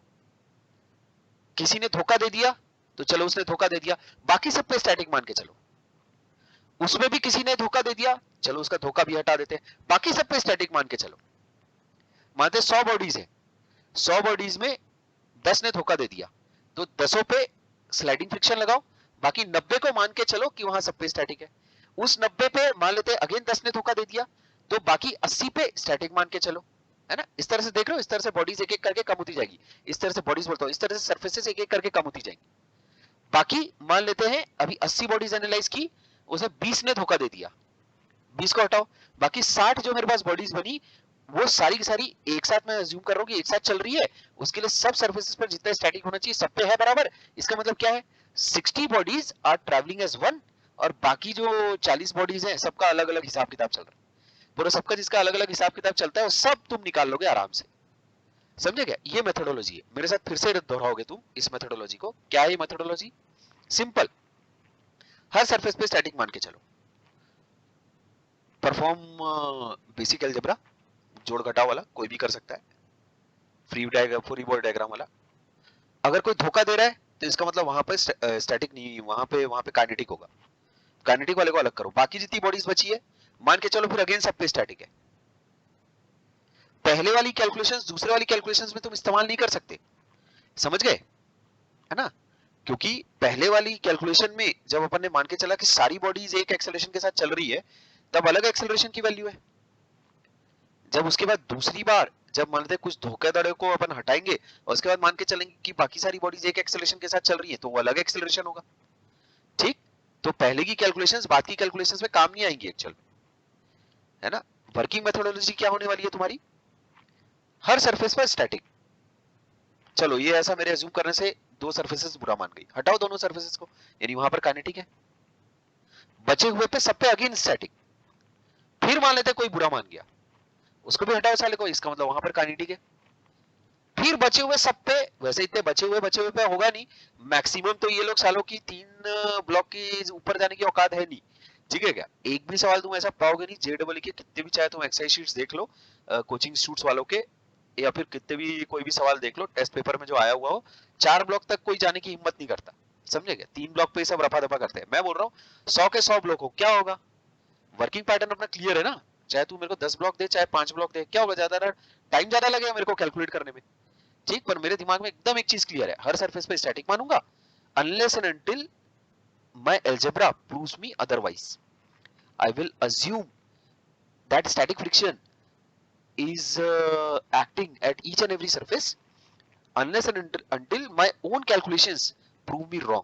बस सिंपल सी बात, खत्म। ये है तुम्हारा मल्टी ब्लॉक सिस्टम, हो गया खत्म। कोई भी सवाल बना लो इस नियम को फॉलो करके, कोई भी तुम बना लो, कुछ भी करो, बिंदास रहो, मस्त मजे से, कुछ नहीं करना इसमें, हर सरफेस पे स्टैटिक मान के चलो। अजम्पशन गलत हो गया तो वहां पर काइनेटिक है, बस। फिर काइनेटिक के हिसाब से फ्री बॉडी डायग्राम बनाना उसका, और उसका उसको रफा दफा करो। बाकी सब पे फिर अगेन स्टैटिक मान के चलो, बस। अगर कहीं पर कैलकुलेशंस मैच नहीं कर रही है, इसका मतलब वहां काइनेटिक है, बचे हुए पे अगेन फिर सब पे स्टैटिक मान के चलो। अभी इतनी बार मैं बोल चुका हूं, अब इन चीजों को लगाने की कोशिश करते हैं तुरंत क्विकली। देखो जैसे फॉर एग्जांपल पहला सवाल तुम्हारे सामने जो है ये आ रहा, मानते हैं 2 ब्लॉक सिस्टम से मैं शुरुआत करता हूँ। ये है मेरे पास 4 kg के ऊपर लेट से 2 kg का ब्लॉक ऐसा रखा हुआ है, और जो कोफिशिएंट ऑफ फ्रिक्शन है वो मुझे दे रखी है, लेट से ये 0.1 दे रखा है ना, और ये मुझे 0.2 दे रखा है, ठीक है ऐसा। और नीचे वाले ब्लॉक पर फोर्स लगाइए, ऐसा, नीचे वाले ब्लॉक पर फोर्स लगाइए। इसका पूरा एनालिसिस करके अपने को देना है, एफ वाली फोर्स जब कितनी होगी, कितने से कितना होगा, क्या होगा, तब जो ऊपर वाला ब्लॉक है स्लाइड मारेगा नहीं मारेगा, क्या करेगा, कैसा होगा, क्या करना है, सब कुछ, ठीक है सब कुछ। कैसे करेंगे एनालिसिस, पहली कंडीशन क्या, पूरा स्टेशनरी हो जाए तो मजा आ जाए, पूरा स्टेशनरी हो जाए, कितना मजा आएगी, ठीक। पूरा अगर स्टेशनरी हो जाए तो कितना मजा आ जाएगा, मतलब हर जगह स्टैटिक है, फोर्स तो लग रही है, अच्छा। तो नीचे वाला जो ब्लॉक है तुम्हारा 4 किलो वाला है ना, यहाँ पर देखो जो ये वाली सरफेस है, ये वाली सरफेस, यहाँ पर एक्चुअल में जो मैक्सिमम फ्रिक्शन एग्जिस्ट कर सकती है वो कितनी होगी, 6, 6 का 60, 60 इंटू 0.1 यानी कितना हो जाएगा तुम्हारे पास, ये हो जाता है 6 न्यूटन। और जो ये वाली सरफेस है यहाँ 20 नॉर्मल हो गया, तो 20 यानी यहाँ पर 4 न्यूटन, ठीक है क्या। मतलब फ्रिक्शन कोएफिशिएंट के बाजू में मैंने जो maximum force, maximum frictional force जो सरफेस के द्वारा जो सरफेस सपोर्ट कर सकती है, प्रोवाइड कर सकती है, वो भी मैंने बाजू में लिख दी है। काम पड़ेगा ना अपने को उस डेटा का, जब अपन सॉल्व करके देखेंगे, और जब ये आएगा कि भाई तुम्हारा क्या बोलते हैं, नहीं नहीं ये तो सपोर्ट हो रही है, ये तो हो रहा है कि या नहीं हो रहा है, वो चीज निकल के जब आएगी तो अपने को देखना पड़ेगा ना मैक्सिमम क्या है उस सरफेस के द्वारा प्रोवाइड किया जाने वाला फ्रिक्शन, है ना। तब उसमें अपन चेक करके देखेंगे, काउंटर चेक करके देखेंगे, तब उस टाइम पे अपने को वैल्यूज काम आएंगी, ठीक है। ये डब्ल्यू की तरह दिख रहा है, ये एन है, ऐसा। अब मेरा ये बोलना है, तुम इसमें क्या यहाँ पर तुम एक काम करो, सबको एक साथ ऐसा सब बॉडीज एक साथ मूव कर रही है ऐसा ज्यूम करके चलो, सबका एक कॉमन एक्सेलरेशन है ऐसा ज्यूम करके चलो, यहाँ देखो क्या चीजें आती है अपने आप पता चल जाएगा। अभी वो इनिशियली अपन कैसा कर रहे थे कि मान लेते हैं मोशन हो रहा है कि नहीं हो रहा है चेक करना है, वो सब छोड़ो, तुम मान के चलो मोशन हो रहा है, अपने आप सब सिचुएशन क्लियर हो जाएगी अपने आप। मान के चलो मोशन हो रहा है और एक ही एक्सेलरेशन के साथ हो रहा है, सब बॉडीज एक साथ मूव कर रही है ऐसा, अपने आप सब निकल आएगा, देखो बराबर कैसे आ जाता है। तो ये हो गया तुम्हारे पास एफ, है ना। मोशन अगर हो रहा है इसका मतलब क्या है, इसका एक्सेलरेशन होगा ए, ठीक है क्या। जो 2 kg वाला ब्लॉक है उसका भी एक्सेलरेशन होगा ए, ऐसा। अब ऊपर वाले ब्लॉक का अगर एक्सेलरेशन है उस पर तो कोई फोर्स लग नहीं रही है, इसका मतलब जाहिर सी बात है वो फ्रिक्शन की वजह से मूव हो रहा है, तो ये मैंने बोला F1। एक्शन रिएक्शन पेयर इसका बना लेते हैं, इधर भी आ गया F1। जमीन की वजह से जो 4 kg वाला ब्लॉक है उस पर एक अपोजिंग फोर्स लग रही होगी, अपन तो ये मान के चले ना कि अपने पास क्या आ रहा है अपने पास, तुम्हारे पास वो फ्रिक्शन फोर्स आ रही है, ठीक है क्या? अपन मूव करवा के चल रहे हैं ना कि दोनों ब्लॉक्स कैसा एक ही एक्सेलरेशन के साथ मूव कर रहे हैं करके, ठीक है क्या? दोनों ब्लॉक्स एक ही क्या बोलते हैं एक्सेलरेशन के साथ मूव कर रहे हैं, तो अगर मूवमेंट अगर मैंने मान के चली है ना, तो इसका मतलब नीचे वाला जो ग्राउंड है वो एक्चुअल में काइनेटिक फ्रिक्शन लगा रहा होगा, वो मैक्सिमम फ्रिक्शन ऑलरेडी अप्लाई कर रहा होगा, समझे? तो क्या इसमें मुझे अलग से एक्चुअल में चेक करना चाहिए कि क्या मूवमेंट हो भी रहा है कि नहीं हो रहा है, पहले ये चेक कर लेता हूं करके।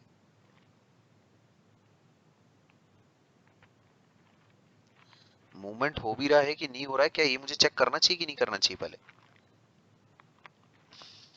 हाँ, मूवमेंट हो रहा है कि नहीं हो रहा है, क्या मुझे चेक करना चाहिए कि नहीं करना चाहिए पहले? जरूरत नहीं पड़ेगी। तुम अगर इस तरह से अगर काम करते हो कि सारी दोनों ब्लॉक्स का अगर तुमने एक ही एक्सेलरेशन अगर मान के चला है, वो मिनिमम फोर्स ऑटोमेटिक आ जाएगी, देखो तुम्हारे अलजेब्रा के साथ। अभी अगर मैं ऐसा मान के चल रहा हूँ कि दोनों के दोनों ब्लॉक्स एक साथ मूव कर रहे हैं, इसका मतलब जो नीचे वाला जो तुम्हारा सरफेस है वो एक्चुअल में वहां पर काइनेटिक फ्रिक्शन अप्लाई कर रहा होगा, जो मैक्सिमम फ्रिक्शन वो अप्लाई कर सकता है, कर रहा होगा 6 न्यूटन पीछे की तरफ, समझे ऐसा? ये तुम्हारे पास फ्री बॉडी डायग्राम्स बन गए। क्या अज्यूम करके बने हैं कि दोनों के दोनों ब्लॉक्स एक ही साथ एक ही एक्सेलरेशन के साथ सामने की तरफ मूव कर रहे हैं, ऐसा। तो ये एफबीडी बनेगी। इस एफबीडी तक यहां तक अगर किसी को कुछ पूछना है तो बताओ, ये मेरा अज्यूम्ड है, ये मेरा अजम्पशन है, ठीक है, कि दोनों के दोनों ब्लॉक्स मूव कर रहे हैं और समान एक्सेलरेशन के साथ मूव कर रहे हैं सामने की तरफ।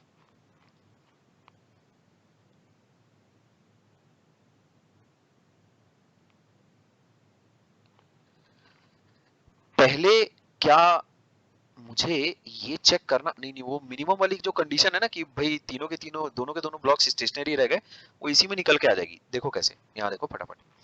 पहले ब्लॉक के लिए जैसी तुम इक्वेशन लिखोगे किस प्रकार आ रही है, देखो f minus six minus F one equal to 4a, और दूसरे वाले ब्लॉक के लिए देखो कितना आ रहा है, f1 इक्वल्स टू 2a, ऐसा, ठीक।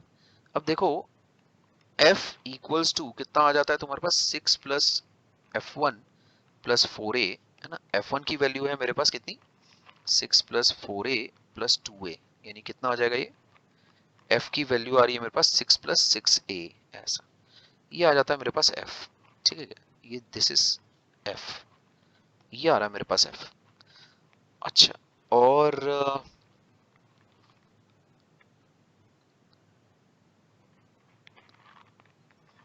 इससे तुम ये बता सकते हो कि अगर पूरा सिस्टम अगर रेस्ट पर है, यानी कि a बराबर 0, है ना?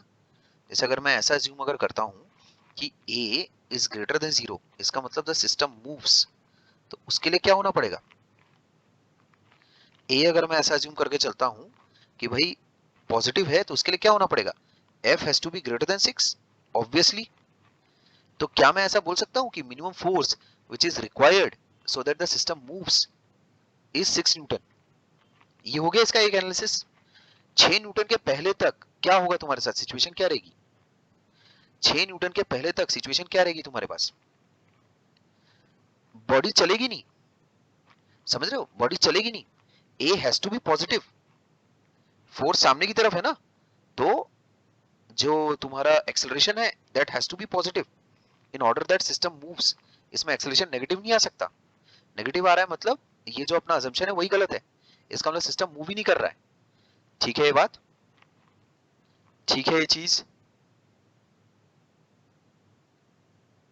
क्या मेरी आवाज सुन पा रहे हो तुम? हाँ सर। ठीक है।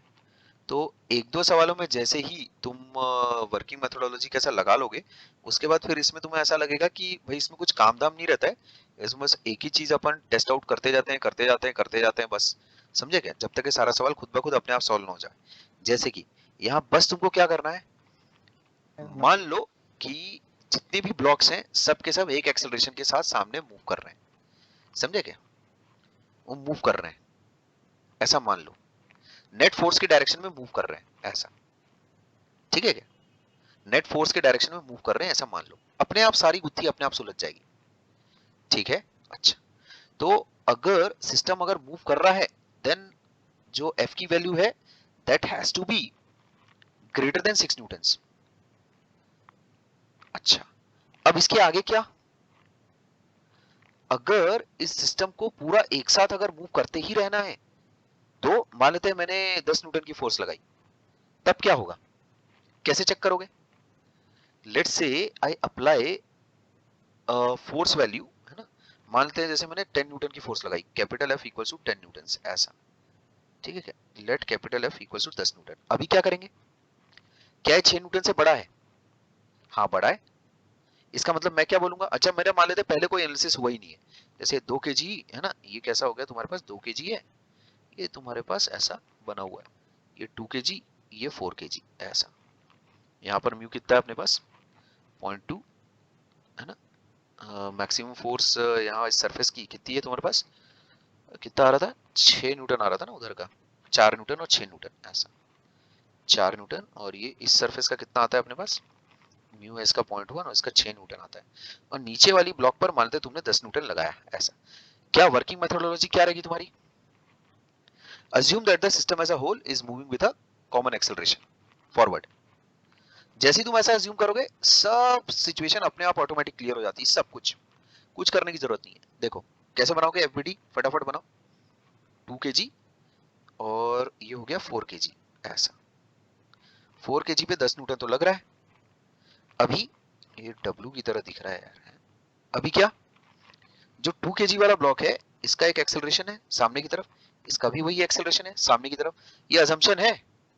अब देखो, अगर 2 kg ब्लॉक का सामने की तरफ एक्सेलरेशन है, इसका मतलब उस पर फोर्स ऑफ फ्रिक्शन सामने की तरफ लगेगी, तो उसका रिएक्शन पेयर यहाँ इस पर पीछे की तरफ लगेगा, ऐसा।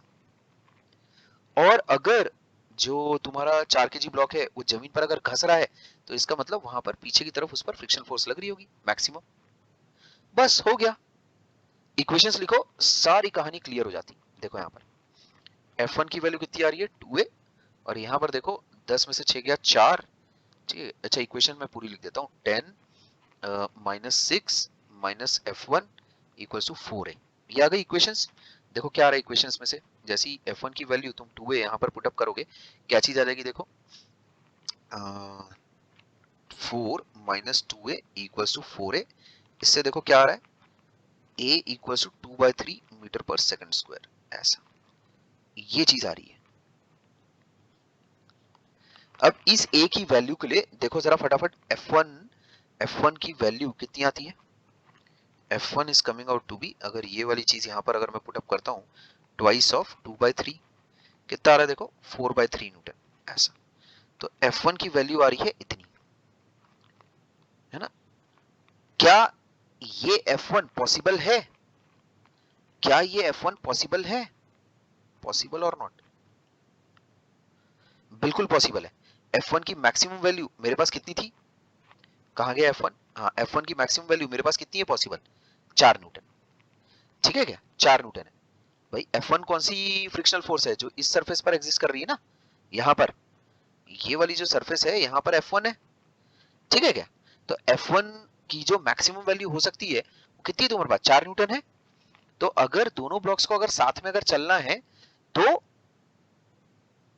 जो सरफेस है ये वाली सरफेस, इसको कितना प्रोवाइड करना पड़ेगा स्टैटिक फ्रिक्शन, 4/3 न्यूटन, इतना ये कर रही है, दिस इज पॉसिबल, ठीक है क्या, this is very much possible, ठीक है क्या। तो दोनों ब्लॉक्स का साथ में चलना पॉसिबल है, तो क्यों नहीं चलेंगे, ठीक है क्या। उसके बाद एक्चुअल में वाली सिचुएशन आती है कि जब दोनों साथ में नहीं चल पा रहे, क्यों, क्योंकि अगर बहुत बड़ा एक्सेलरेशन अगर हो जाता, कैपिटल एफ अगर बहुत बड़ी हो जाती, जैसे कि मैं तुमको बताता हूँ, जैसे ये पॉसिबल है, this is possible as 4/3 newton is less than F1 max, है ना, बराबर 4 न्यूटन, ठीक। तो अवर अजम्पशन इज करेक्ट,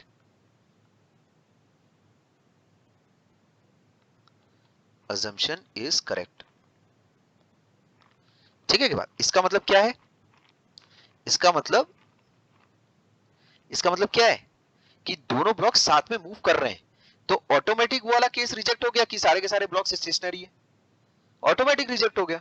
तो अपना assumption इसका मतलब करेक्ट है, और जो नीचे वाला जो सरफेस है ना, इसका मतलब अपना assumption एकदम करेक्ट है, इसका मतलब अपने पास ये हो गया, है ना, ऐसा। यहाँ पे क्या एग्जिस्ट कर रहा है, यहाँ पे काइनेटिक है और यहाँ पे स्टैटिक है, हो गया, प्रॉब्लम सॉल्व, खत्म। And this two block system is moving with an acceleration of combined acceleration of, है ना, this two block system, है ना, this two block system is moving with a combined acceleration of कितना 2/3 metre पर second square, ऐसा। ठीक है क्या? यहां तक अगर तुम्हें कुछ अगर बोलना है तो बताओ मेरे को तुरंत। यहां तक अगर कोई बात अगर तुम्हें नहीं समझ में आई है तो बताओ मेरे को तुरंत।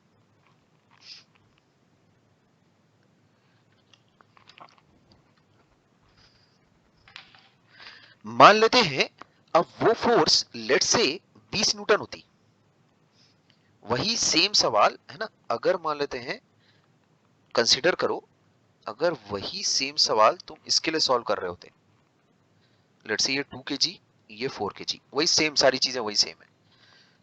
यहाँ पर इस सरफेस का फ्रिक्शन कोफिशिएंट इज 0.2, मान लेते हैं इस सरफेस का फ्रिक्शन कोफिशिएंट इज 0.1। ठीक है क्या? तो ऊपर वाली सरफेस का मैक्सिमम कितना अप्लाई वो कर सकती है, मैक्सिमम ऊपर वाली सरफेस 4 न्यूटन, नीचे वाली जो मैक्सिमम अप्लाई कर सकती है 6 न्यूटन। ये ग्राउंड है अपना। Let's say now I apply a force of 20 Newton's. अब क्या होगा? अब देखो जरा, 20 न्यूटन छोड़ो, तुम 100 न्यूटन लगाओ एकदम भन बना के, ताकि मेरे को उसमें कोई डाउट ही नहीं है, पक्का देखना ऊपर वाला स्लाइड मार जाएगा। समझे क्या? 100 न्यूटन लगाओ, 1000 न्यूटन लगाते हैं, चलो 1000 न्यूटन लगाते हैं। अब देखो अब क्या होता है। अब तो मेरे को पक्का यकीन है कि ऊपर वाला पक्का स्लाइड मारेगा ही मारेगा। ठीक है, पक्का मारेगा वो। कैसे? अब क्या करना है अभी? अगेन वही सेम अजम्पशन कि दोनों ब्लॉक साथ में मूव कर रहे हैं एक कॉमन एक्सेलरेशन के साथ, तो सेम एफबीडी बनेगी, सेम एफबीडी बनेगी। फिर से बनाओ एफबीडी, कोई इशू नहीं है। एफबीडी यही सेम वाली एफबीडी बनाएगी, सेम एफबीडी आएगी, सेम इक्वेशंस आने वाली है, यही सेम एफबीडी एक्चुअल में बनाओगे तुम। ठीक है, the same FBDs will be created, same equations आएंगी, सेम सेम इक्वेशंस आएंगी। तो उससे तुम्हारे पास क्या आ जाएगा? ए की वैल्यू कितनी आएगी तुम्हारे पास? 2/3 मीटर पर सेकंड स्क्वायर। लिखना है तो वही सारी चीजें सेम एक बार और लिख लो, क्या जा रहा है उसमें। तो F1 की वैल्यू क्या आ रही है देखो तुम्हारे पास, 4/3 न्यूटन। अरे यहाँ पर सेम इक्वेशंस नहीं आएगी, ये 10 की जगह एक्चुअल में 1000 रहेगा। समझे? 10 की जगह एक्चुअल में 1000 रहेगा। लिख लेते हैं ना, कोई इशू नहीं है, 2 लाइन लगेगी, अपन वापस से इक्वेशंस लिख लेते हैं। यहाँ देखो, ये जो 4 kg है ना, इस पर पीछे की डायरेक्शन में कितना लग रहा होगा? 6 न्यूटन। सामने की डायरेक्शन में लग रहा है 1000 न्यूटन, ऐसा।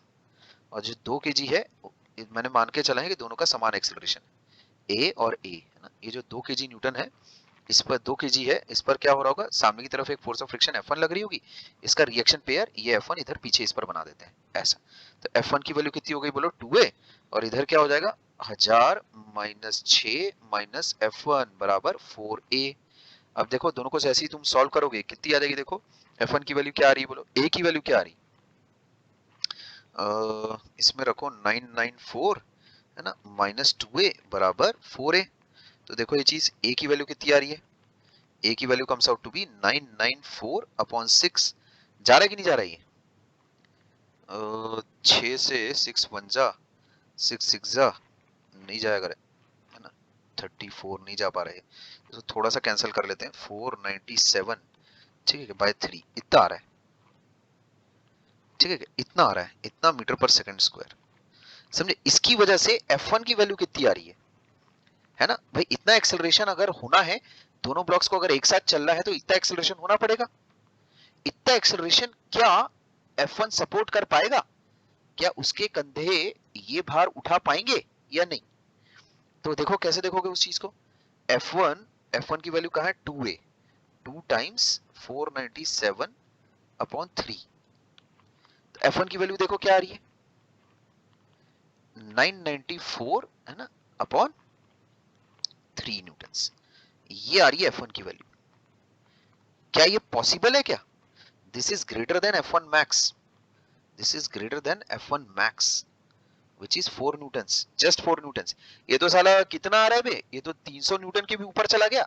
4 न्यूटन का इतनी बड़ी बेइज्जती तो मैंने आज तक नहीं देखी है। इसका तो लगता है 30-40 न्यूटन भी लिए रहते तो भी हो गया रहता काम अपना, नहीं तो। हाँ सर। हाँ, अभी यहाँ पर अपना अजम्पशन इज इनकरेक्ट। अब बड़े ध्यान से सुनोगे उसके बाद मैं क्या करता हूँ। इसका मतलब क्या? अवर अजम्पशन, इज इनकरेक्ट। इसका मतलब क्या है, मेरा ये असम्पशन इनकरेक्ट है, ये ऐसा, यहां पर काइनेटिक है ना, और यहां पर स्टैटिक, ये दिस इज इनकरेक्ट। ठीक है बात। इसका मतलब देखो 6 न्यूटन से तो वो फोर्स बड़ी है, इसका मतलब मूवमेंट तो हो रहा है। अपना अजम्पशन इनकरेक्ट है। अपने को एक्चुअल में ना वो पहले स्टेशनरी है या नहीं, पहले उसको सेपरेटली चेक करना पड़ेगा एक्चुअल में, समझिए। जैसे अगर अपना ये अजम्पशन इनकरेक्ट आता है, इसका मतलब क्या है, इसका मतलब क्या है, उसका मतलब है कि अपना जो भाई स्टैटिक और काइनेटिक वाला जो कॉम्बिनेशन है ये गलत है। तो ऐसा भी गलत का मतलब तो ये भी हो सकता है ना कि ऊपर हो सकता है स्टैटिक हो, ऊपर हो सकता है काइनेटिक हो। नहीं, ऊपर काइनेटिक कैसे होगा, नीचे स्टैटिक अगर है तो। ठीक है क्या। नहीं फिर भी तुम एक्चुअल में ये काम करना कि सबसे पहले वो स्टेशनरी वाली चीज हमेशा चेक कर लेना, उससे तुम और सेफ एंड साउंड रहोगे, और सेफ रहोगे, काफी ज्यादा सेफ रहोगे, समझे, काफी काफी ज्यादा सेफ रहोगे। तो वो चीज कैसे चेक करनी है वो भी अपन अभी तुरंत 2 मिनट के बाद अगले बार में कर लेंगे। यहाँ पर देखो इतनी बड़ी फोर्स लग रही है, ठीक है क्या? अच्छा ये स्टेशनरी रहेगा या नहीं रहेगा, पहले उसको कैसे चेक करोगे ये बताओ पहले, विदाउट सॉल्विंग एनीथिंग। इसमें पहले स्टेशनरी रहेगा कि नहीं रहेगा ये चीज कैसे चेक करोगे।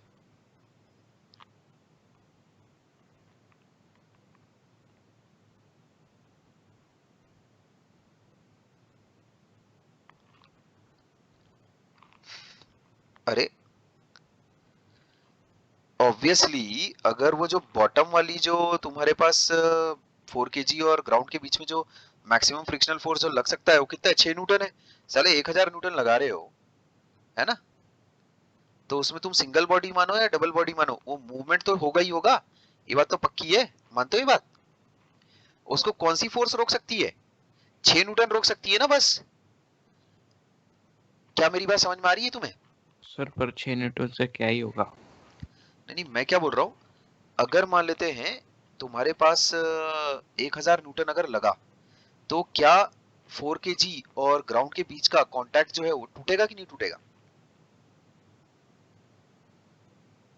हाँ मूव तो होगा। मूव होगा, पक्का होगा, ठीक है क्या। हाँ अच्छा पर किस तरह से मूव होगा, सच दैट ऊपर वाला जो स्टैटिक है वो स्टैटिक नहीं रहेगा। ये अपना अजम्पशन एक्चुअल में गलत हो रहा है, ये तो करेक्ट है, समझे क्या। और अजम्पशन इज इनकरेक्ट, मतलब उसमें इनकरेक्ट में क्या इनकरेक्ट आ रहा है कि ऊपर वाली जो चीज है वो स्टैटिक नहीं रह दोनों सकती। मूव करेंगे। दोनों मूव करेंगे, बट ऊपर वाला जो तुम्हारे पास ब्लॉक है वो स्टैटिक फ्रिक्शन मेंटेन करके मूव नहीं करेगा, वो काइनेटिक फ्रिक्शन मेंटेन करके मूव करेगा। बस यहाँ पर प्रॉब्लम फिर सॉल्व हो जाता है, ठीक है क्या, यहीं पर प्रॉब्लम खत्म हो जाता है। ठीक, ये जो ऊपर वाला है ये कैसा काइनेटिक के साथ एक्चुअल में मूव करेगा, काइनेटिक फ्रिक्शन वहां पर एग्जिस्ट करेगा। ठीक है, क्यों ऐसा मैं बोल सकता हूँ, मैंने अज्यूम किया कि वहां पर स्टैटिक फ्रिक्शन एक्ट कर रहा है। ऐसा अज्यूम करने पर इसका मतलब क्या कि दोनों ब्लॉक्स एक साथ मूव कर रहे हैं। तो दोनों ब्लॉक्स एक साथ अगर मूव कर रहे हैं तो उसकी वजह से जो यहाँ पर फ्रिक्शन जो रिक्वायर्ड है वो आ रहा है मैक्सिमम फ्रिक्शन से भी ज्यादा। तो इसका मतलब our initial assumption that static friction acts here is incorrect। वही अगर गलत है इसका मतलब वहां पर काइनेटिक एक्ट कर रहा है, या तो स्टैटिक होगा या तो काइनेटिक होगा। ऐसा तो हो नहीं सकता ना कि बीच की भी कोई चीज होती है, ऐसा नहीं हो सकता। या तो स्टैटिक अगर कोई सरफेस अगर रफ है तो वहां पर स्टैटिक फ्रिक्शन एक्ट करेगा, या तो काइनेटिक फ्रिक्शन एक्ट करेगा। ठीक है क्या, ठीक है ये बात, क्योंकि मूवमेंट वगैरह तो चालू है ना अभी। मूवमेंट अगर चालू है तो या तो स्टैटिक फ्रिक्शन एक्ट करेगा या तो काइनेटिक फ्रिक्शन एक्ट करेगा। ऐसा हो नहीं सकता कि कोई फ्रिक्शन ही एक्ट ना करे और मूवमेंट भी चालू है ना। ऐसा तभी हो सकता था अगर मूवमेंट ही नहीं चालू होती। जैसे कि मेरे को एक बात बताओ, अगर मान लेते हैं ये ऐसा सिनेरियो होता, 4 kg ये 2 kg, और लेट से यहाँ नीचे फोर्स लग रही होती 3 न्यूटन की, और यहाँ पर है तुम्हारे पास कोफिशिएंट ऑफ फ्रिक्शन लेट से 0.2, है ना, और यहाँ पर तुम्हारे पास कोफिशिएंट ऑफ फ्रिक्शन है 0.1। तो मेरे को पता है नीचे वाली जो ये वाली सरफेस है यहाँ पर नॉर्मल रिएक्शन कितना है, 60 न्यूटन का। तो 60 इंटू 0.1 कितना हो जाएगा तुम्हारे पास, यहाँ पर ये सरफेस 6 न्यूटन प्रोवाइड कर सकती है, 6 न्यूटन। और यहाँ पर नॉर्मल रिएक्शन कितना है इस सरफेस पर, 20 न्यूटन का। तो 20 इंटू 0.2 वो चीज कितनी हो जाएगी तुम्हारे पास, 4 न्यूटन की। ऐसा। अब मेरे को बताओ अगर 3 न्यूटन की फोर्स अगर मैंने अप्लाई अगर की है तो करेगा क्या मूव। ये सिस्टम मूव करेगा। नहीं क्या करेगा, क्या ये सिस्टम मूव करेगा? नहीं करेगा। अच्छा, नो मूवमेंट। अब मेरे को एक बात बताओ, है ना, नो मूवमेंट। अब मेरे को बात बताओ, यही सेम चीज है ना,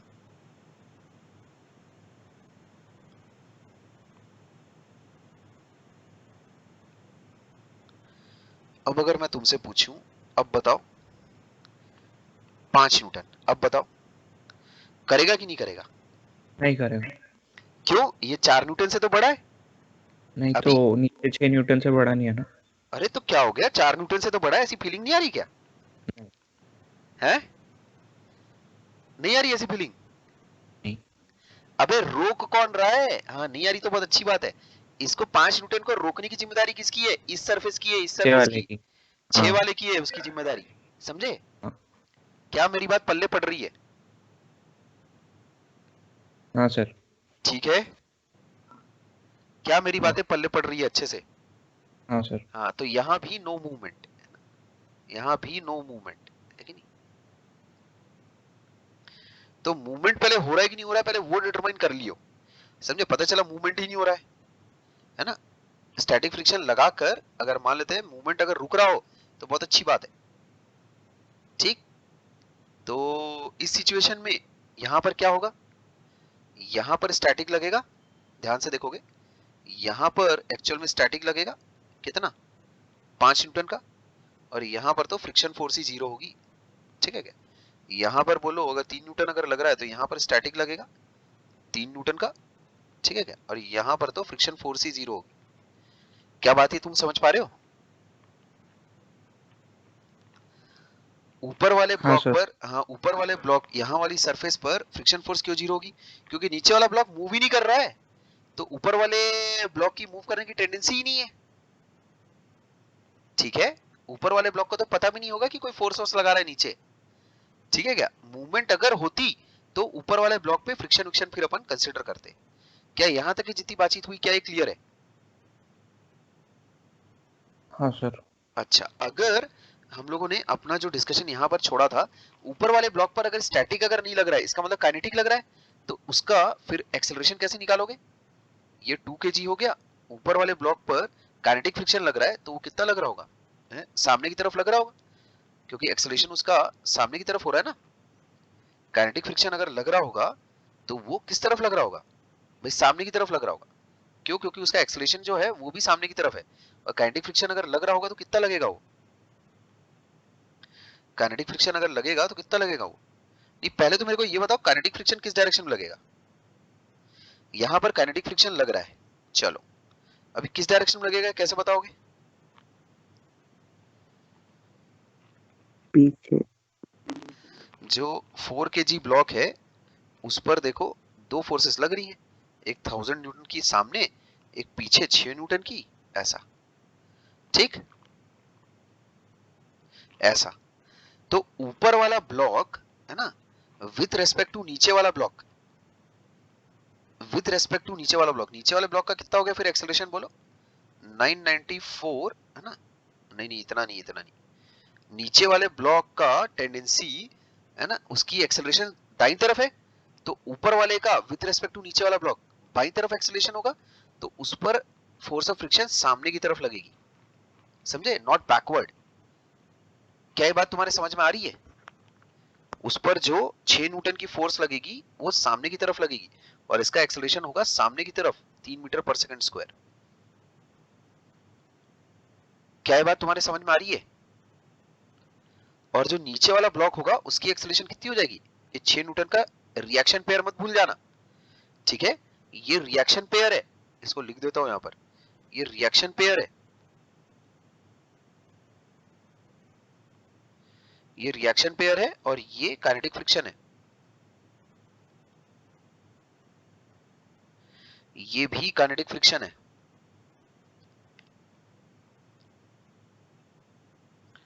ये भी काइनेटिक फ्रिक्शन है। क्या मेरी बातें समझ में आ रही है? ऊपर वाला ब्लॉक पर राइट में फ्रिक्शन क्यों लग रहा है? Friction opposes relative motion. नीचे वाले ब्लॉक का एक्सेलरेशन बताओ किस तरफ है? राइट में। ऊपर वाला ब्लॉक विथ रेस्पेक्ट टू नीचे वाला ब्लॉक, है विथ रेस्पेक्ट टू नीचे वाला ब्लॉक, उसका एक्सेलरेशन, उसकी टेंडेंसी किस तरफ आ रही है, लेफ्ट साइड मूव करने की आ रही है, तो उस पर जो फ्रिक्शन लगेगा वो किस तरफ लगेगा, राइट साइड लगेगा। समझ गए? Friction opposes relative motion, tendency to move relatively. ठीक है ये बात? क्या मेरी बातें समझ में आ रही है? हाँ सर, अभी समझ गया। ठीक है। किस तरह से वर्कआउट करना है? अभी दोनों बॉडीज की अलग अलग एक्सेलरेशन आ रही है ना? Simple two body problem analysis था। क्या मैंने कुछ भी किया है क्या? सारी कैलकुलेशन तो अपने आप ही होकर आ गई। मैंने बस क्या करना है, 3 बॉडी हो चाहे 300 बॉडीज हो, सब पे स्टैटिक मान लो, बस गेम खत्म। पहले देख लेना कि क्या मोशन शुरू हो भी रहा है कि नहीं हो रहा है, इतना तो कम से कम चेक कर लेना। पहले मोशन पहले स्टार्ट हो भी रहा है कि नहीं हो रहा है, इतना चेक कर लो बस पहले। ठीक है क्या? अगर जैसे मान लेते हैं इसी सवाल में, लेट्स से अगर मैं, यही 2 ब्लॉक सिस्टम है अपने पास, मान लेते हैं ये है 4 kg, है ना, लेट्स से ये है 2 kg, ऐसा। ऊपर है मान लेते हैं 0.2, यानी कितना हो गया, ये नीचे है 0.1, नीचे 6 न्यूटन, ऊपर 4 न्यूटन मैक्स। ठीक है, ये डेटा है। मान लेते हैं नीचे के बजाय अब अपन ऊपर लगा रहे फोर्स F। अब क्या होगा, अब क्या होगा?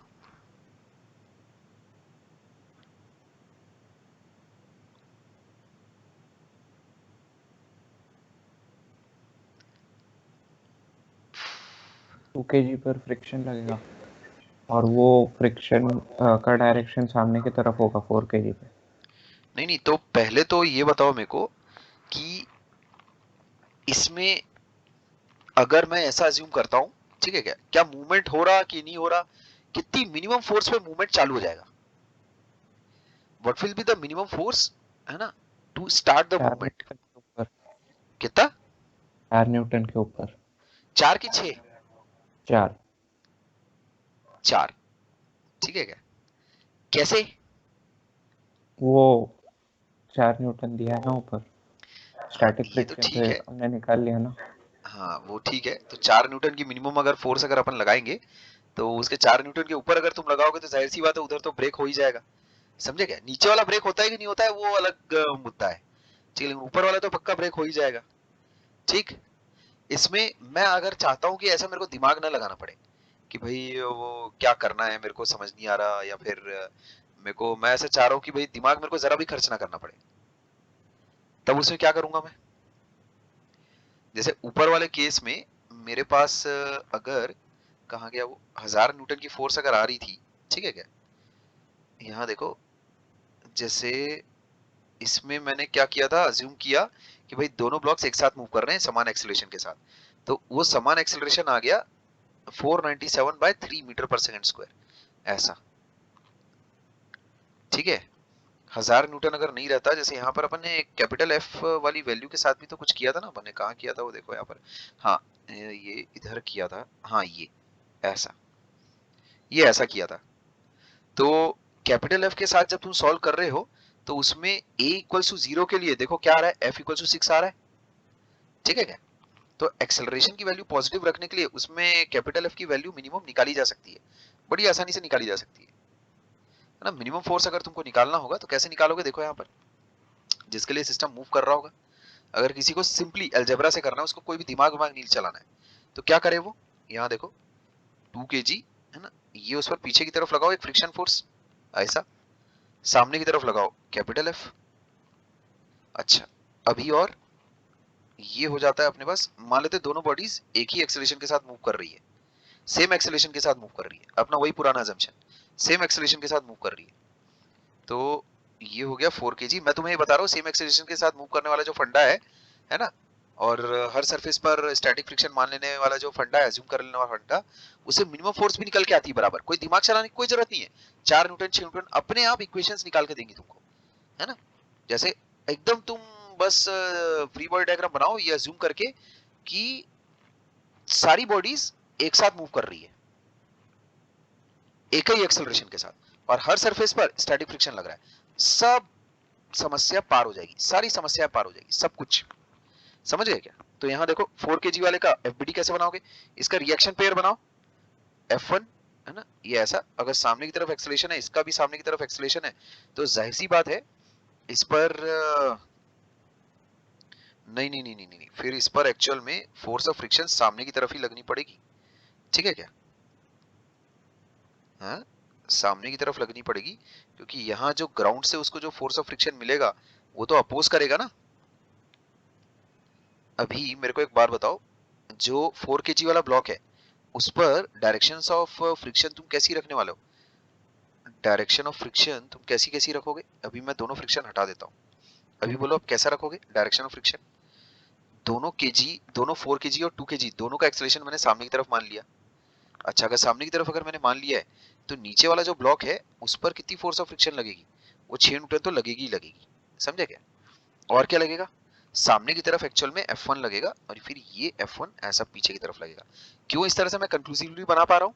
बिकॉज 4 kg वाले ब्लॉक का मैं मान रहा हूँ ना कि सामने की तरफ एक्सेलरेशन हो रहा है स्मॉल ए, ठीक है, सामने की तरफ उसका एक्सेलरेशन हो रहा है स्मॉल ए, तो इसका मतलब ये कॉन्टैक्ट तो टूट चुका होगा, समझे? ये कॉन्टैक्ट तो टूट चुका होगा ऐसा।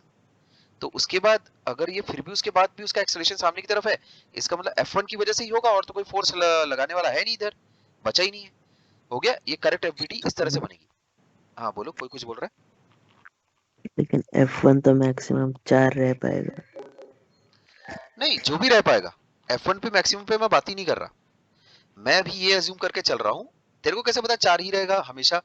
वो हो सकता है उससे कम भी हो, अपने को इसकी एग्जैक्ट वैल्यू तो नहीं पता ना।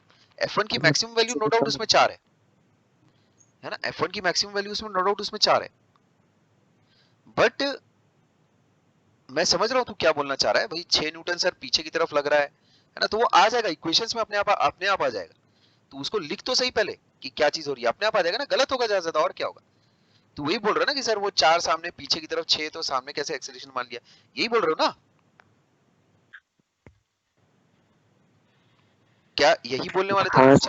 हाँ, यही तो बोल रहे थे। हाँ, मेरा ये बोलना है, अपन इनिशियल अजम्पशन हर सवाल में अपन प्रॉब्लम बनाने का तरीका तो चेंज करेंगे नहीं ना। तो मेरा ये बोलना है one problem one method to rule them all, ऐसा।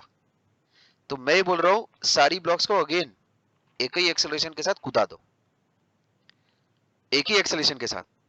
जो बॉटम वाला ब्लॉक है वहां पे काइनेटिक रखो और बाकी सब पे स्टैटिक लगाओ, बस। ये एक तरीका फॉलो करो। ऐसा करने पर क्या यही फ्री बॉडी डायग्राम बनेगा कि नहीं बनेगा, ये बता।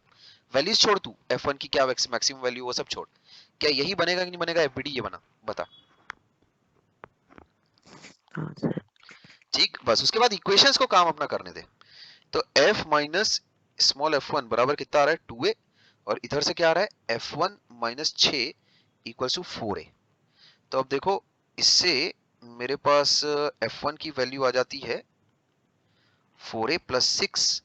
जैसे ही इस f1 की वैल्यू को मैं यहाँ पुट अप करूंगा, क्या आएगा देखो, कैपिटल F बराबर 4a plus 6 plus 2a, that comes out to be 6a plus 6। ठीक है, एक बात ये चीज आ रही है, ये चीजें आ रही है। अब मेरे को बताओ, is a equals to 0 possible? अगर ये पॉसिबल है ना, तो वो जरूर होगा। a इक्वल्स टू 0 पॉसिबल, पहले ये चेक करो, check whether this is possible or not, check whether this is possible or not, है ना? whole system remains stationary। देखो कितना अच्छा है, होल सिस्टम इज स्टेशनरी। इस वाले तरीके से क्या ये भी चीज चेक हो जा रही है कि क्या पूरा सिस्टम स्टेशनरी है कि नहीं है? ये भी चेक हो जा रहा है, एकदम बराबर चेक हो रहा है। होल सिस्टम इज स्टेशनरी और नॉट, चेक करो दाएं से। अबे क्या a बराबर 0 पॉसिबल है क्या? तुरंत बताओ ना। तो उसमें कैपिटल F की वैल्यू, है ना, सॉरी, स्मॉल f की वैल्यू कितनी हो जाएगी? 4 टाइम्स 0 प्लस 6 बराबर कितना आ रहा है? 6 न्यूटन आ रहा है F1 की वैल्यू। क्या ये पॉसिबल है क्या? क्या F1 की मैक्सिमम वैल्यू 6 पॉसिबल है क्या? This is not possible. क्यों ऐसा? बिकॉज F1, है ना, is coming out to be 6 Newton which is greater than F1 max। कितना है F1 max? 4 न्यूटन है ना, ये पॉसिबल ना है। तो क्या पूरा सिस्टम स्टेशनरी रह सकेगा?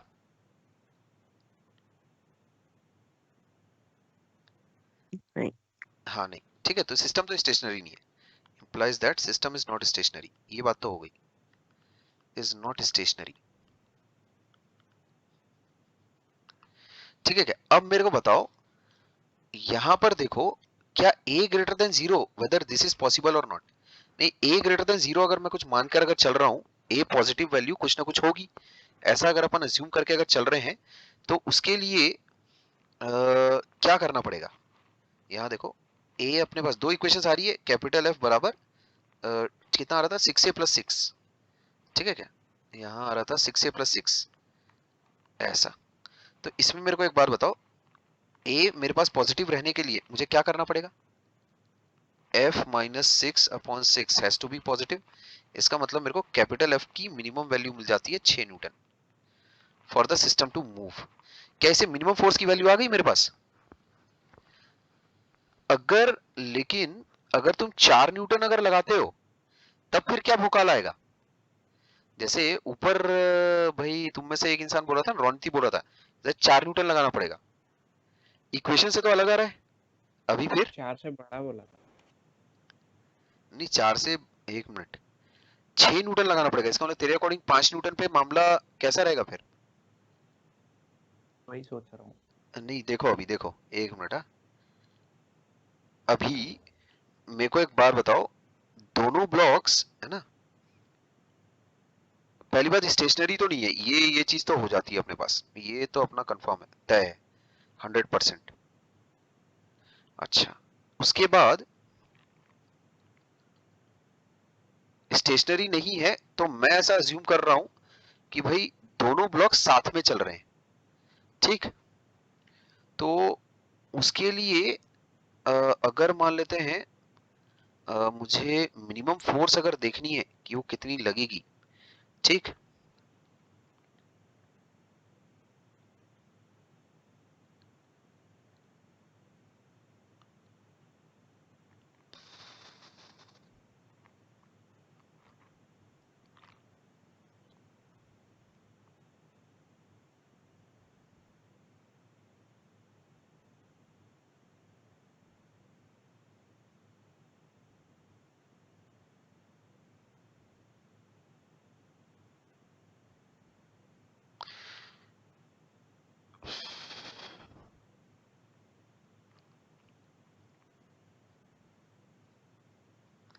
ये जो चीज अपने पास आई है a ग्रेटर देन जीरो, ये चीज किसके लिए आई है ना? जो 6a+6 अपने पास है, हम लोगों ने ये मानकर चले हैं अपन कि दोनों ब्लॉक्स एक्चुअल में साथ में मूव कर रहे हैं। ठीक, दोनों ब्लॉक साथ में मूव कर रहे हैं, है ना? सिस्टम अगर स्टेशनरी नहीं है, तो उसमें अगर कोई मुझसे ये पूछे कि कितनी मिनिमम फोर्स लगानी पड़ेगी सो दैट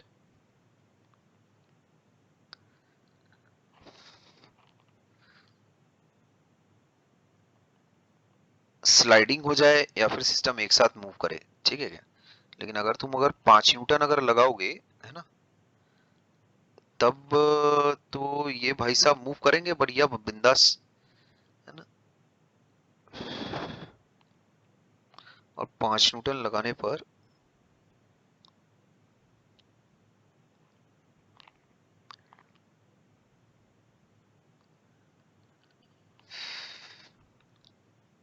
नीचे वाला एक्चुअल तो में मूव नहीं करेगा। ठीक है क्या? दोनों ब्लॉक अलग अलग मूव करे, वो वाला केस कंसिडर किया तो। एक मिनट, एक मिनट।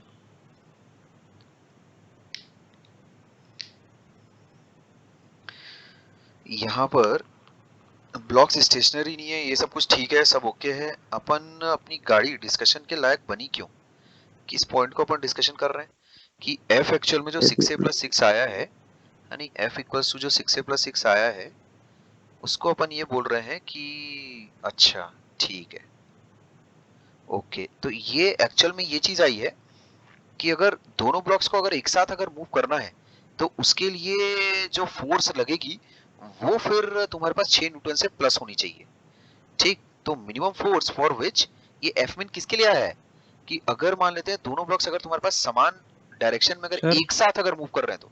हाँ क्या? एफ मैंने उसके लिए आया कि नीचे वाला ब्लॉक मूव करना चाहिए।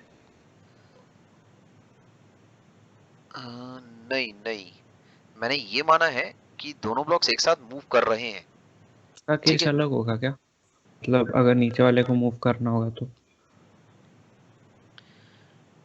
देखो नीचे वाला एक्चुअल में कभी मूव कर ही नहीं सकता, कभी नहीं। ठीक।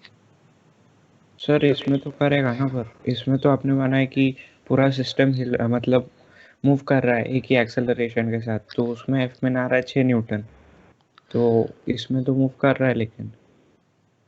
रुक जा, अभी उसको अपन एनालाइज कर रहे हैं। अगर मान लेते हैं ए ग्रेटर देन 0 अगर अपने को रखवाना है, तो उसमें 6 के ऊपर अगर मैं रखता हूं। सर एक गलती हुआ है। एक सेकंड,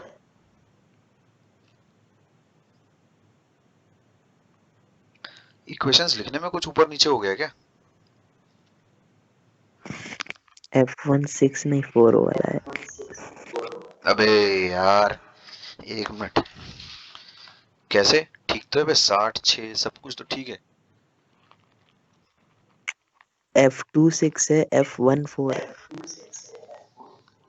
क्या बोल रहा है? F1 F2 कहाँ पे?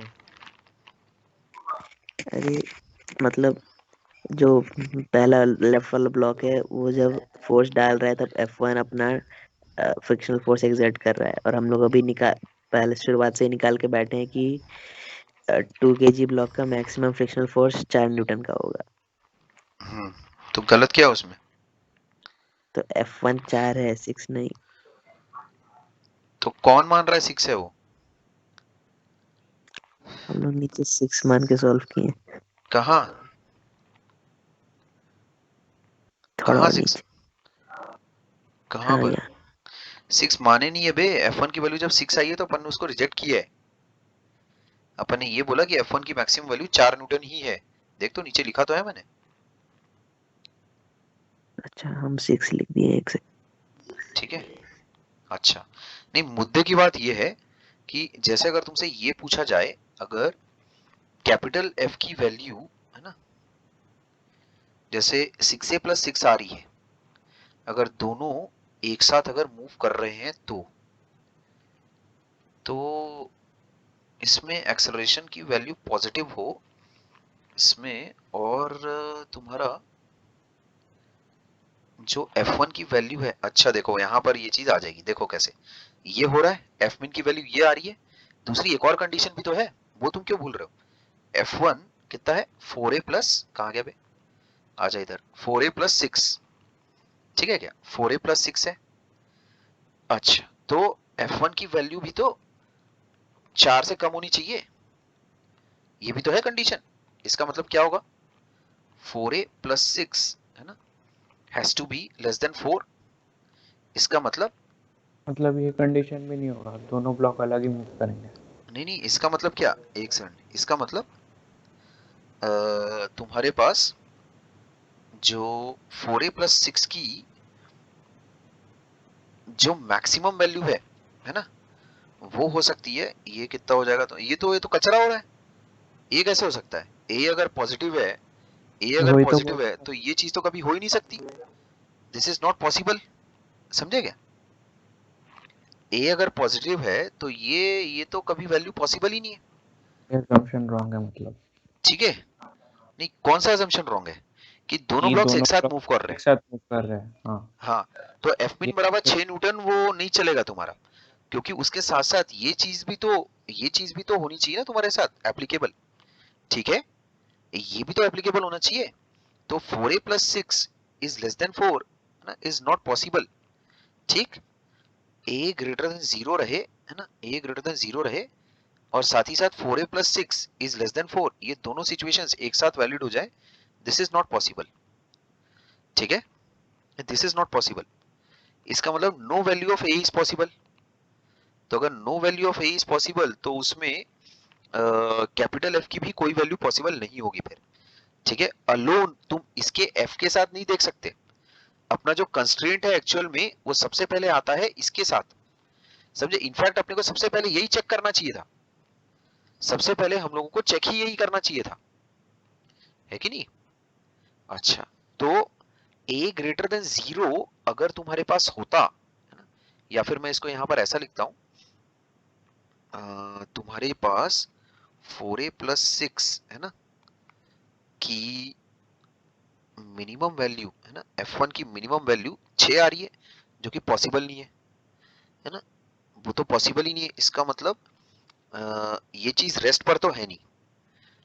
देखो f1 की वैल्यू अगर तुम्हारे पास है 4a + 6 लिखी है, तो इसका मतलब a = 0 नॉट पॉसिबल, है ना। a is greater than 0 again not possible, है ना। इसका मतलब क्या, स्टेशनरी नॉट पॉसिबल।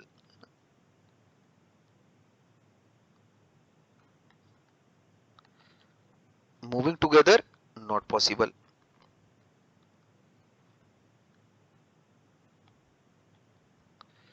तो बचा क्या, इसका मतलब वहां पर ऊपर चल रहा है काइनेटिक, समझ गए, ऊपर चलेगा काइनेटिक। ठीक है, अगर जैसे तुमने यहाँ ये ऊपर अगर फोर्स लगा दी, कैपिटल एफ, अगर मान लेते तुमने ऊपर अगर फोर्स लगा दी है, समझ गए, तो काइनेटिक ही रहेगा, ये बात पक्की है, चाहे एफ की कोई भी वैल्यू, समझे, ऊपर काइनेटिक ही रहेगा, ये बात पक्की है, चाहे कोई भी वैल्यू बैठती रहे तुम्हारा। ये बात, इस बात से एग्री करते हो क्या?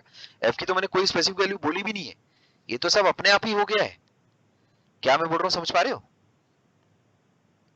कैपिटल एफ की कोई भी वैल्यू रहे, वो काइनेटिक ही घुसेगा वो। क्या मेरी बातें समझ में आ रही है तुमको? सर ऐसा कैसे? अबे देखना डायग्राम देख, तू कैपिटल एफ अगर कुछ भी लगाता है, मान लेते हैं 2 न्यूटन 3 न्यूटन, अच्छा 2 न्यूटन 3 न्यूटन में गड़बड़ हो जाएगी, 2 न्यूटन 3 न्यूटन को पचा जाएगा वो, ठीक है। तो ऊपर तुम्हारे पास स्टेशनरी वाली कंडीशन, फिर वो क्यों 0 आ रही है भाई मेरे पास?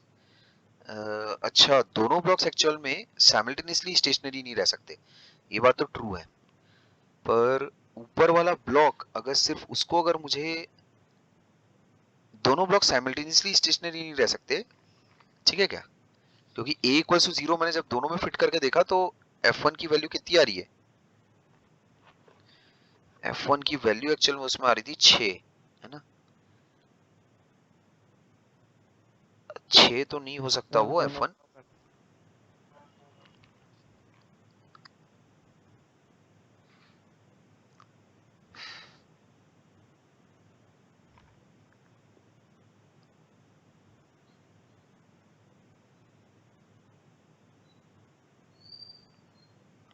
अगर मैंने मान लेते कैपिटल एफ को अगर 2 न्यूटन अगर रखा रहता, ठीक है क्या, तो उसमें चीजें तो सब क्लियर है, एक्चुअल में अपने को उसको जनरल रूल में एक्चुअल में ढालना है, समझे क्या, चीजें तो सब क्लियर है, 2 न्यूटन अगर तुम ऊपर वाले ब्लॉक पर अगर लगाओगे तो कुछ कहीं कुछ नहीं मूव करेगा, समझे, ठीक, कुछ कहीं मूव नहीं करेगा, पर ये देखो ना फिर सर वो चीज। हाँ क्या? वो अलग अलग कंडीशन बनाने पड़ेंगे, मतलब एफ के अलग अलग वैल्यूज के लिए, मैं जब लेकिन वो चाह 4 रहा था, से ऊपर रहेगा तब। मैं लेकिन चाह रहा था कि पूरा सब एक ही साथ हो जाता, तो वो काफी बढ़िया होता। उसमें फिर अपने को जैसे ये देखो, ये जैसे लिखा हुआ आ गया, stationary not possible, it is possible, है कि नहीं, इट इज हाँ पॉसिबल। वो फिर वो कंडीशंस लगेगा ना उसमें कि अगर एफ की वैल्यूज 4 न्यूटन से 4 न्यूटन क्या है, मतलब ए की वैल्यू 0 पॉसिबल है अगर वो एफ की वैल्यू 4 से कम हुई तो। मैं वही बोल रहा हूँ, फिर अपना उस रूल का मतलब कैसा, मैं उसको एक एक रूल के अंदर ढालना चाह रहा हूँ, समझे, ताकि मेरे को दिमाग दिमाग ना लगाना पड़े वो चीज। जैसे अभी यहाँ पर कैसा आ गया, a = 0 जब मैंने रखा, ठीक, तो वो ऐसा इक्वेशंस में से निकल के आना चाहिए कि नहीं ये तो पॉसिबल नहीं है ना, नहीं, या तो फिर ये पॉसिबल है, a = 0 अगर तुम रखते हो, है ना, तो इन दैट केस f1 - 6 ये क्यों आ रहा था, अच्छा ठीक है,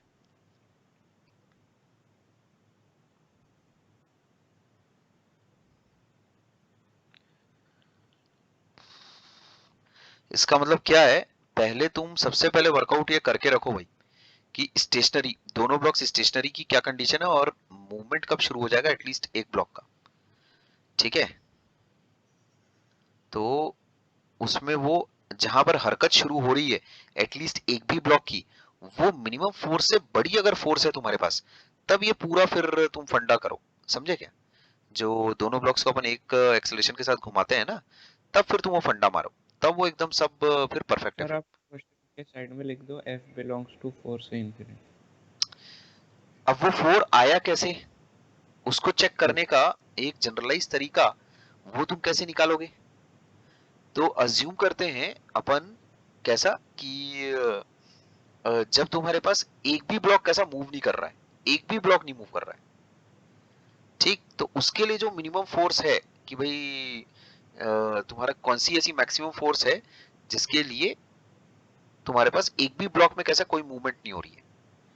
जैसे अगर फोर्स को अपन बढ़ाएंगे तो एटलीस्ट एक ना एक ब्लॉक तो मूव करेगा ना, तो कहां तक कि अपन फोर्स की वैल्यू को बढ़ा सकते हैं सो दैट एक भी ब्लॉक मूव ना करे। तो क्या मैं ऐसा बोल सकता हूं कि जिस ब्लॉक पर अपन फोर्स लगा रहे हैं, ठीक है क्या, उस ब्लॉक का अगर तुम देखो कि मैक्सिमम वो सरफेस कितना ऑफर कर रही है, अगर उससे ऊपर अगर तुम फोर्स लगा उसके बराबर तक मैक्सिमम बोला जा सकता है क्या? हाँ 4 अ, न्यूटन तक तो वो बैलेंस कर देगा ना वो। उसको 4 नहीं के बोला जा सकता बे, अगर ये अगर मान लेते हैं ऊपर इसके ऊपर एक और ब्लॉक रख दूं, सर फिर तो केस ही अलग हो जाएगा ना। फिर वही बोल रहा हूं मैं, उससे तुम कैसे चेक करोगे कि वो मिनिमम फोर्स कौन सी है जिसपे हरकत शुरू होगी? सर पर वो तो क्वेश्चन ही अलग होगा ना फिर, अगर इसके ऊपर और एक ब्लॉक आ गया तो। अरे अगर ऊपर एक ब्लॉक आ जाता तो क्या करते?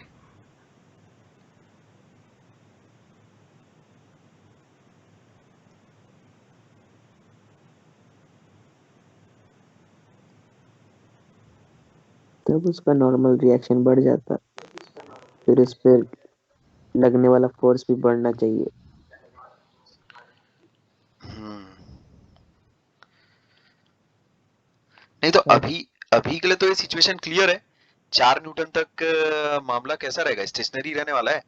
4 के बाद एक्चुअल में, है ना, और एक चीजें। और एक क्वेश्चन ऐसा कंसिडर करना पड़ेगा जिसके ऊपर और एक ब्लॉक हो। हाँ तो करते हैं अभी वो भी बनाते हैं, उसको भी करते हैं एनालिसिस एक एक करके धाए धाए। नहीं तो मेरा ये बोलना है 4 न्यूटन तक इस सिचुएशन में कहीं कोई मूवमेंट नहीं होगी, ठीक है ना। 4 न्यूटन तक इसमें कहीं कोई मूवमेंट नहीं होगी, है ना।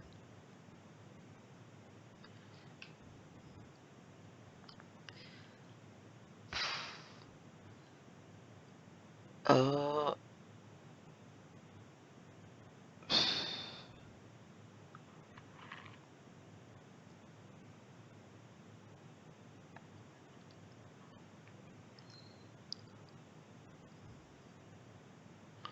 नहीं ठीक है, इस सिचुएशन सर के लिए 4 न्यूटन तक एक्चुअल में कहीं कोई मूवमेंट नहीं होगी।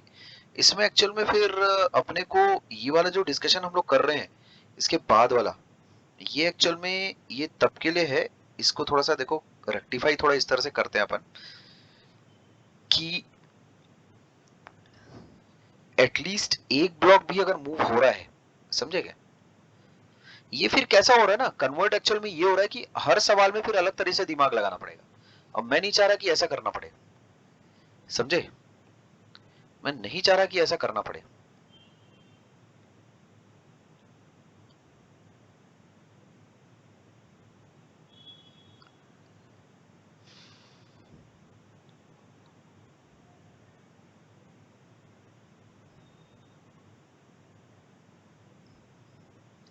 तो इस केस के पहले एक्चुअल में कायदे से अगर मैं ये एनालाइज करता हूं, मान लेते हैं मेरे पास ये है ऐसा, इसका क्योंकि जब तक कि तुम इस तरह का कोई ब्रह्मास्त्र नहीं निकालोगे ना, यहां देखो जैसे ऊपर वाले ब्लॉक पर चला एफ, है ना, ये हो गया .1, सॉरी .2, ये है तुम्हारे पास .1। तुम अगर ऐसा ज्यूम करते हो कि हर सरफेस पर तुम्हारे पास स्टैटिक है, हर सरफेस तुम्हारे पास स्टैटिक लग रही है, ऐसा अज्यूम करो भला।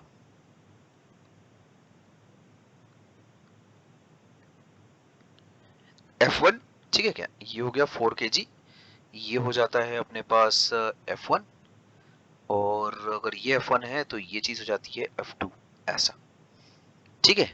क्या कुछ रह जाता है? सब सारी सरफेसेस जो है स्टैटिक है, मतलब I am assuming that the whole system remains stationary, whole system remains stationary, ऐसा मैं अलग केस बना के कर रहा हूं। सारा मामला ठीक है, एग्री करते हो क्या? हाँ सर। ठीक है, तो अभी कैपिटल एफ F1 के बराबर होगा और F1 F2 के बराबर होगा, है ना। इससे ये आ जाता है और इससे ये आ जाता है, ठीक है। अच्छा, अभी क्या, ध्यान से देखो, F equals to F1 equal F equals to F2, ठीक है क्या? अच्छा, तो अब देखो क्या हो रहा है, F1 मैक्स है ना, इसका मतलब क्या है, F1 F is less than 4 newton आ रहा है यहां से, और यहां से आ रहा है कैपिटल F को 6 न्यूटन से कम होना पड़ेगा, समझे? ये आ रहा है for the whole system to remain stationary, ठीक है क्या, for system to remain stationery.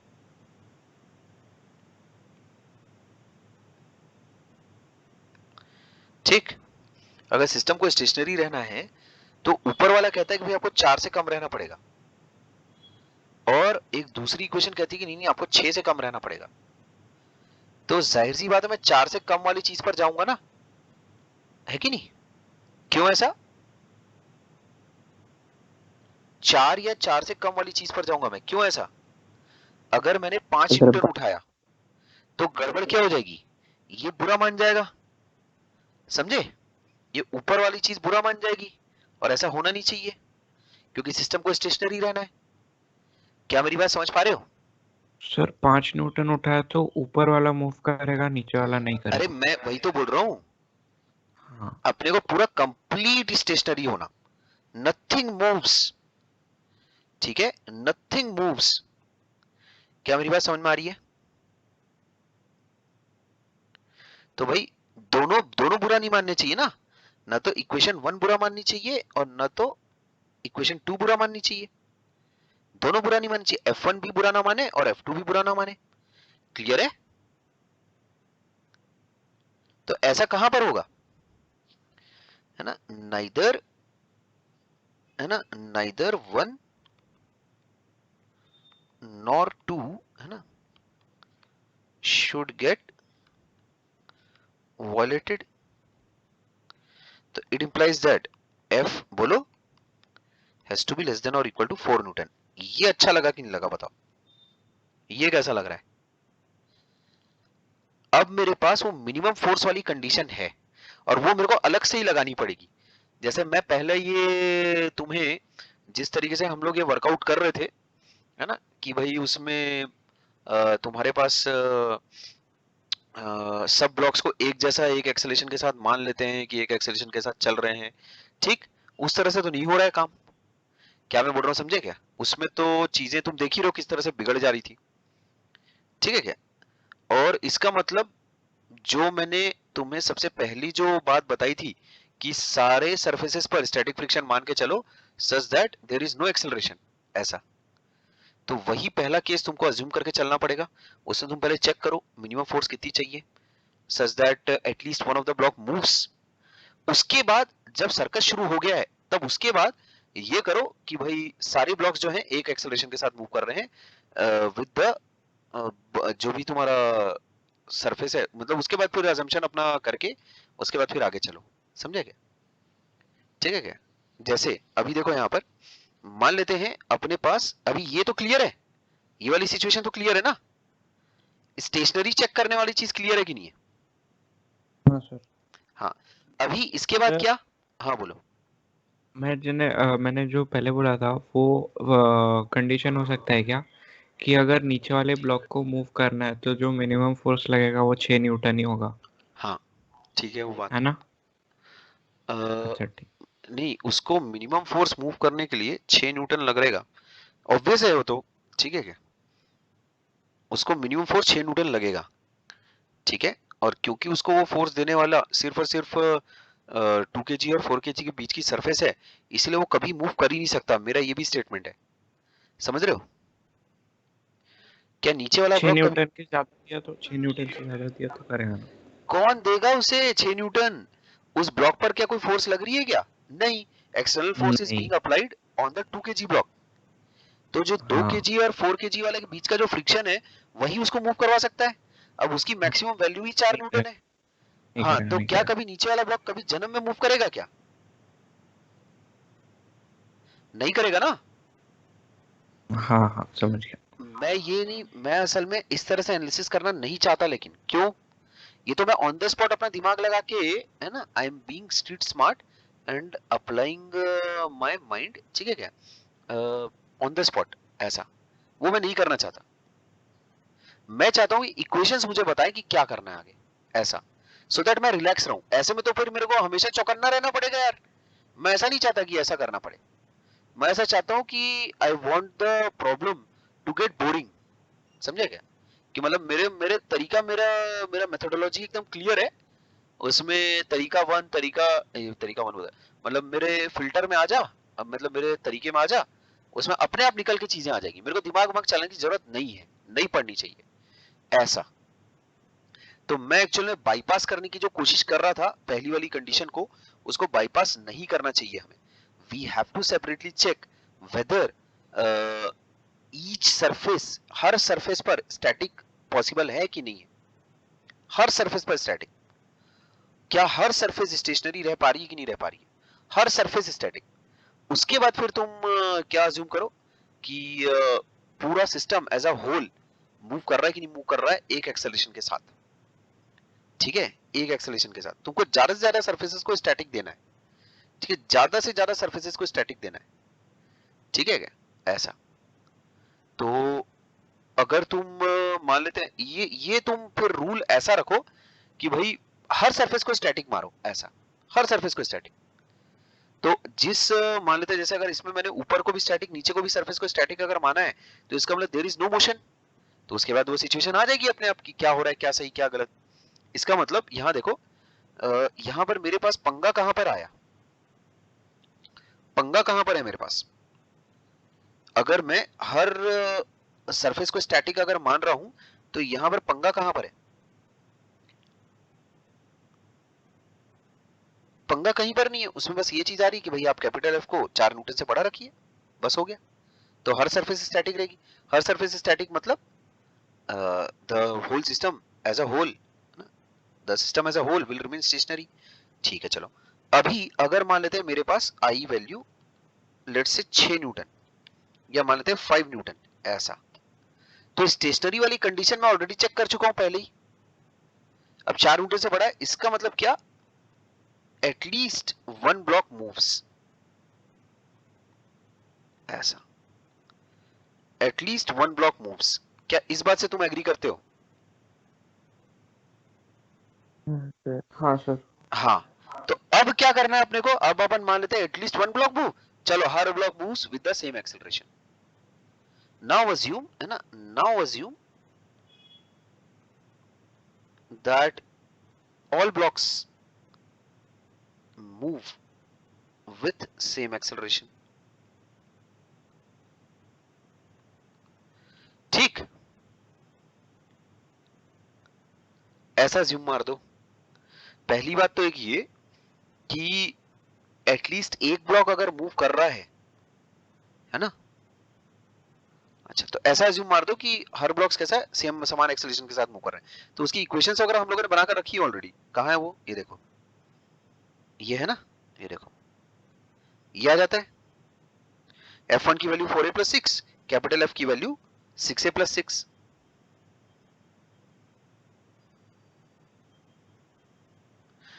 अब a इक्वल्स टू 0, है ना, a इक्वल्स टू 0 तो अपन कंसिडर कर ही नहीं सकते, क्योंकि सिस्टम तो स्टेशनरी है नहीं। ये वाली चीज अब अपने को देखनी भी नहीं चाहिए कायदे से, है ना, क्योंकि एटलीस्ट वन ब्लॉक मूव्स ये अपन ऑलरेडी चेक कर चुके हैं। एटलीस्ट वन ब्लॉक मूव्स ये अपन ऑलरेडी चेक कर चुके हैं, है ना, ऑलरेडी चेक्ड,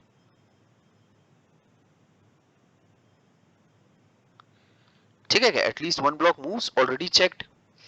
तो a इक्वल्स टू 0 अपने को उसको नहीं देखना है, क्योंकि सिस्टम स्टेशनरी इस तरीके से तुम देख ही नहीं सकते, ठीक है क्या। इस तरीके से तुम क्या देख सकते हो, क्या सिस्टम एज अ होल पूरा एक साथ मूव कर रहा है कि नहीं कर रहा है। अब मूव करने के लिए, एक्चुअल में मूव करवाने के लिए, ठीक है, जिस ब्लॉक पर एक्चुअली फोर्स हाँ क्या, आपने नीचे जो लिखा था F less than equal to 4 newton, हाँ वो स्टैटिक का कंडीशन था ना। पूरा स्टेशनरी का कंडीशन था, मतलब कुछ भी मूव नहीं कर रहा है, अच्छा ठीक है। ठीक है। तभी तो ये डायग्राम्स आए, ये देख, तभी तो ये डायग्राम्स आए ना, ये देख, ये वाले डायग्राम्स जिसमें मैंने कैपिटल F को F1 के बराबर कर दिया और F1 को F2 के बराबर कर दिया। क्या मेरी बात से एग्री कर रहे हो? हाँ सर ठीक है। ठीक है, अच्छा। तो अभी अगर मान लेते हैं मैंने 5 न्यूटन की फोर्स अगर लगाई, तो सबसे पहले अपन ये चेक करेंगे कि भाई स्टेशनरी वाली कंडीशन क्या है। तो स्टेशनरी तो है नहीं, मतलब एटलीस्ट एक ब्लॉक तो मूव कर रहा है। तो अगर एक ब्लॉक अगर मूव कर रहा है, तो मैं ऐसा अज्यूम करूंगा कि हर ब्लॉक कैसा, उसमें समान एक्सेलरेशन के साथ सामने की तरफ जा रहा है, मस्त गजब में, ठीक। अच्छा, तो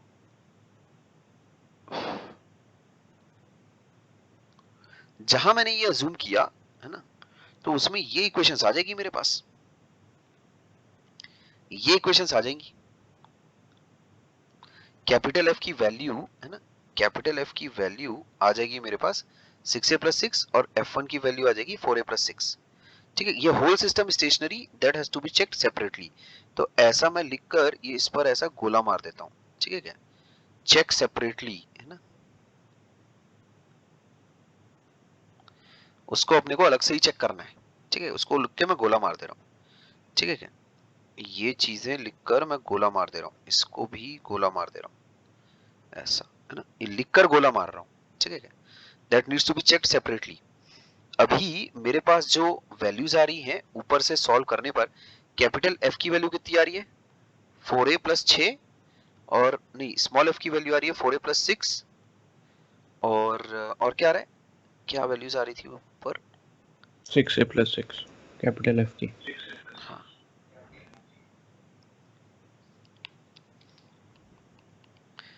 ये चीज आ रही है मेरे पास 6a + 6 ऐसा, ये F1 है, ठीक। मतलब डायग्राम ऐसा था ना अपने पास,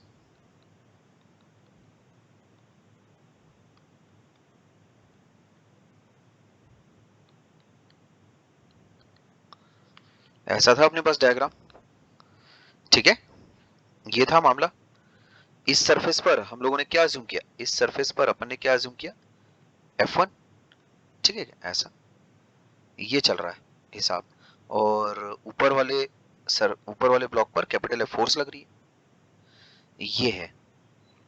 तो अभी सबसे पहली बात, स्मॉल a की जो वैल्यू है ना, that needs to be positive, ठीक है क्या, वो तो पॉजिटिव होनी पड़ेगी। तो अगर वो पॉजिटिव है, तो इसका मतलब F1 है ना की मिनिमम वैल्यू कितनी हो जाएगी तुम्हारे पास, F1 की मिनिमम वैल्यू आ रही है तुम्हारे पास 6 Newton, which is not possible, ठीक। a greater than 0 is not possible, this is not possible, ठीक है क्या। इसका मतलब क्या, assumption is incorrect,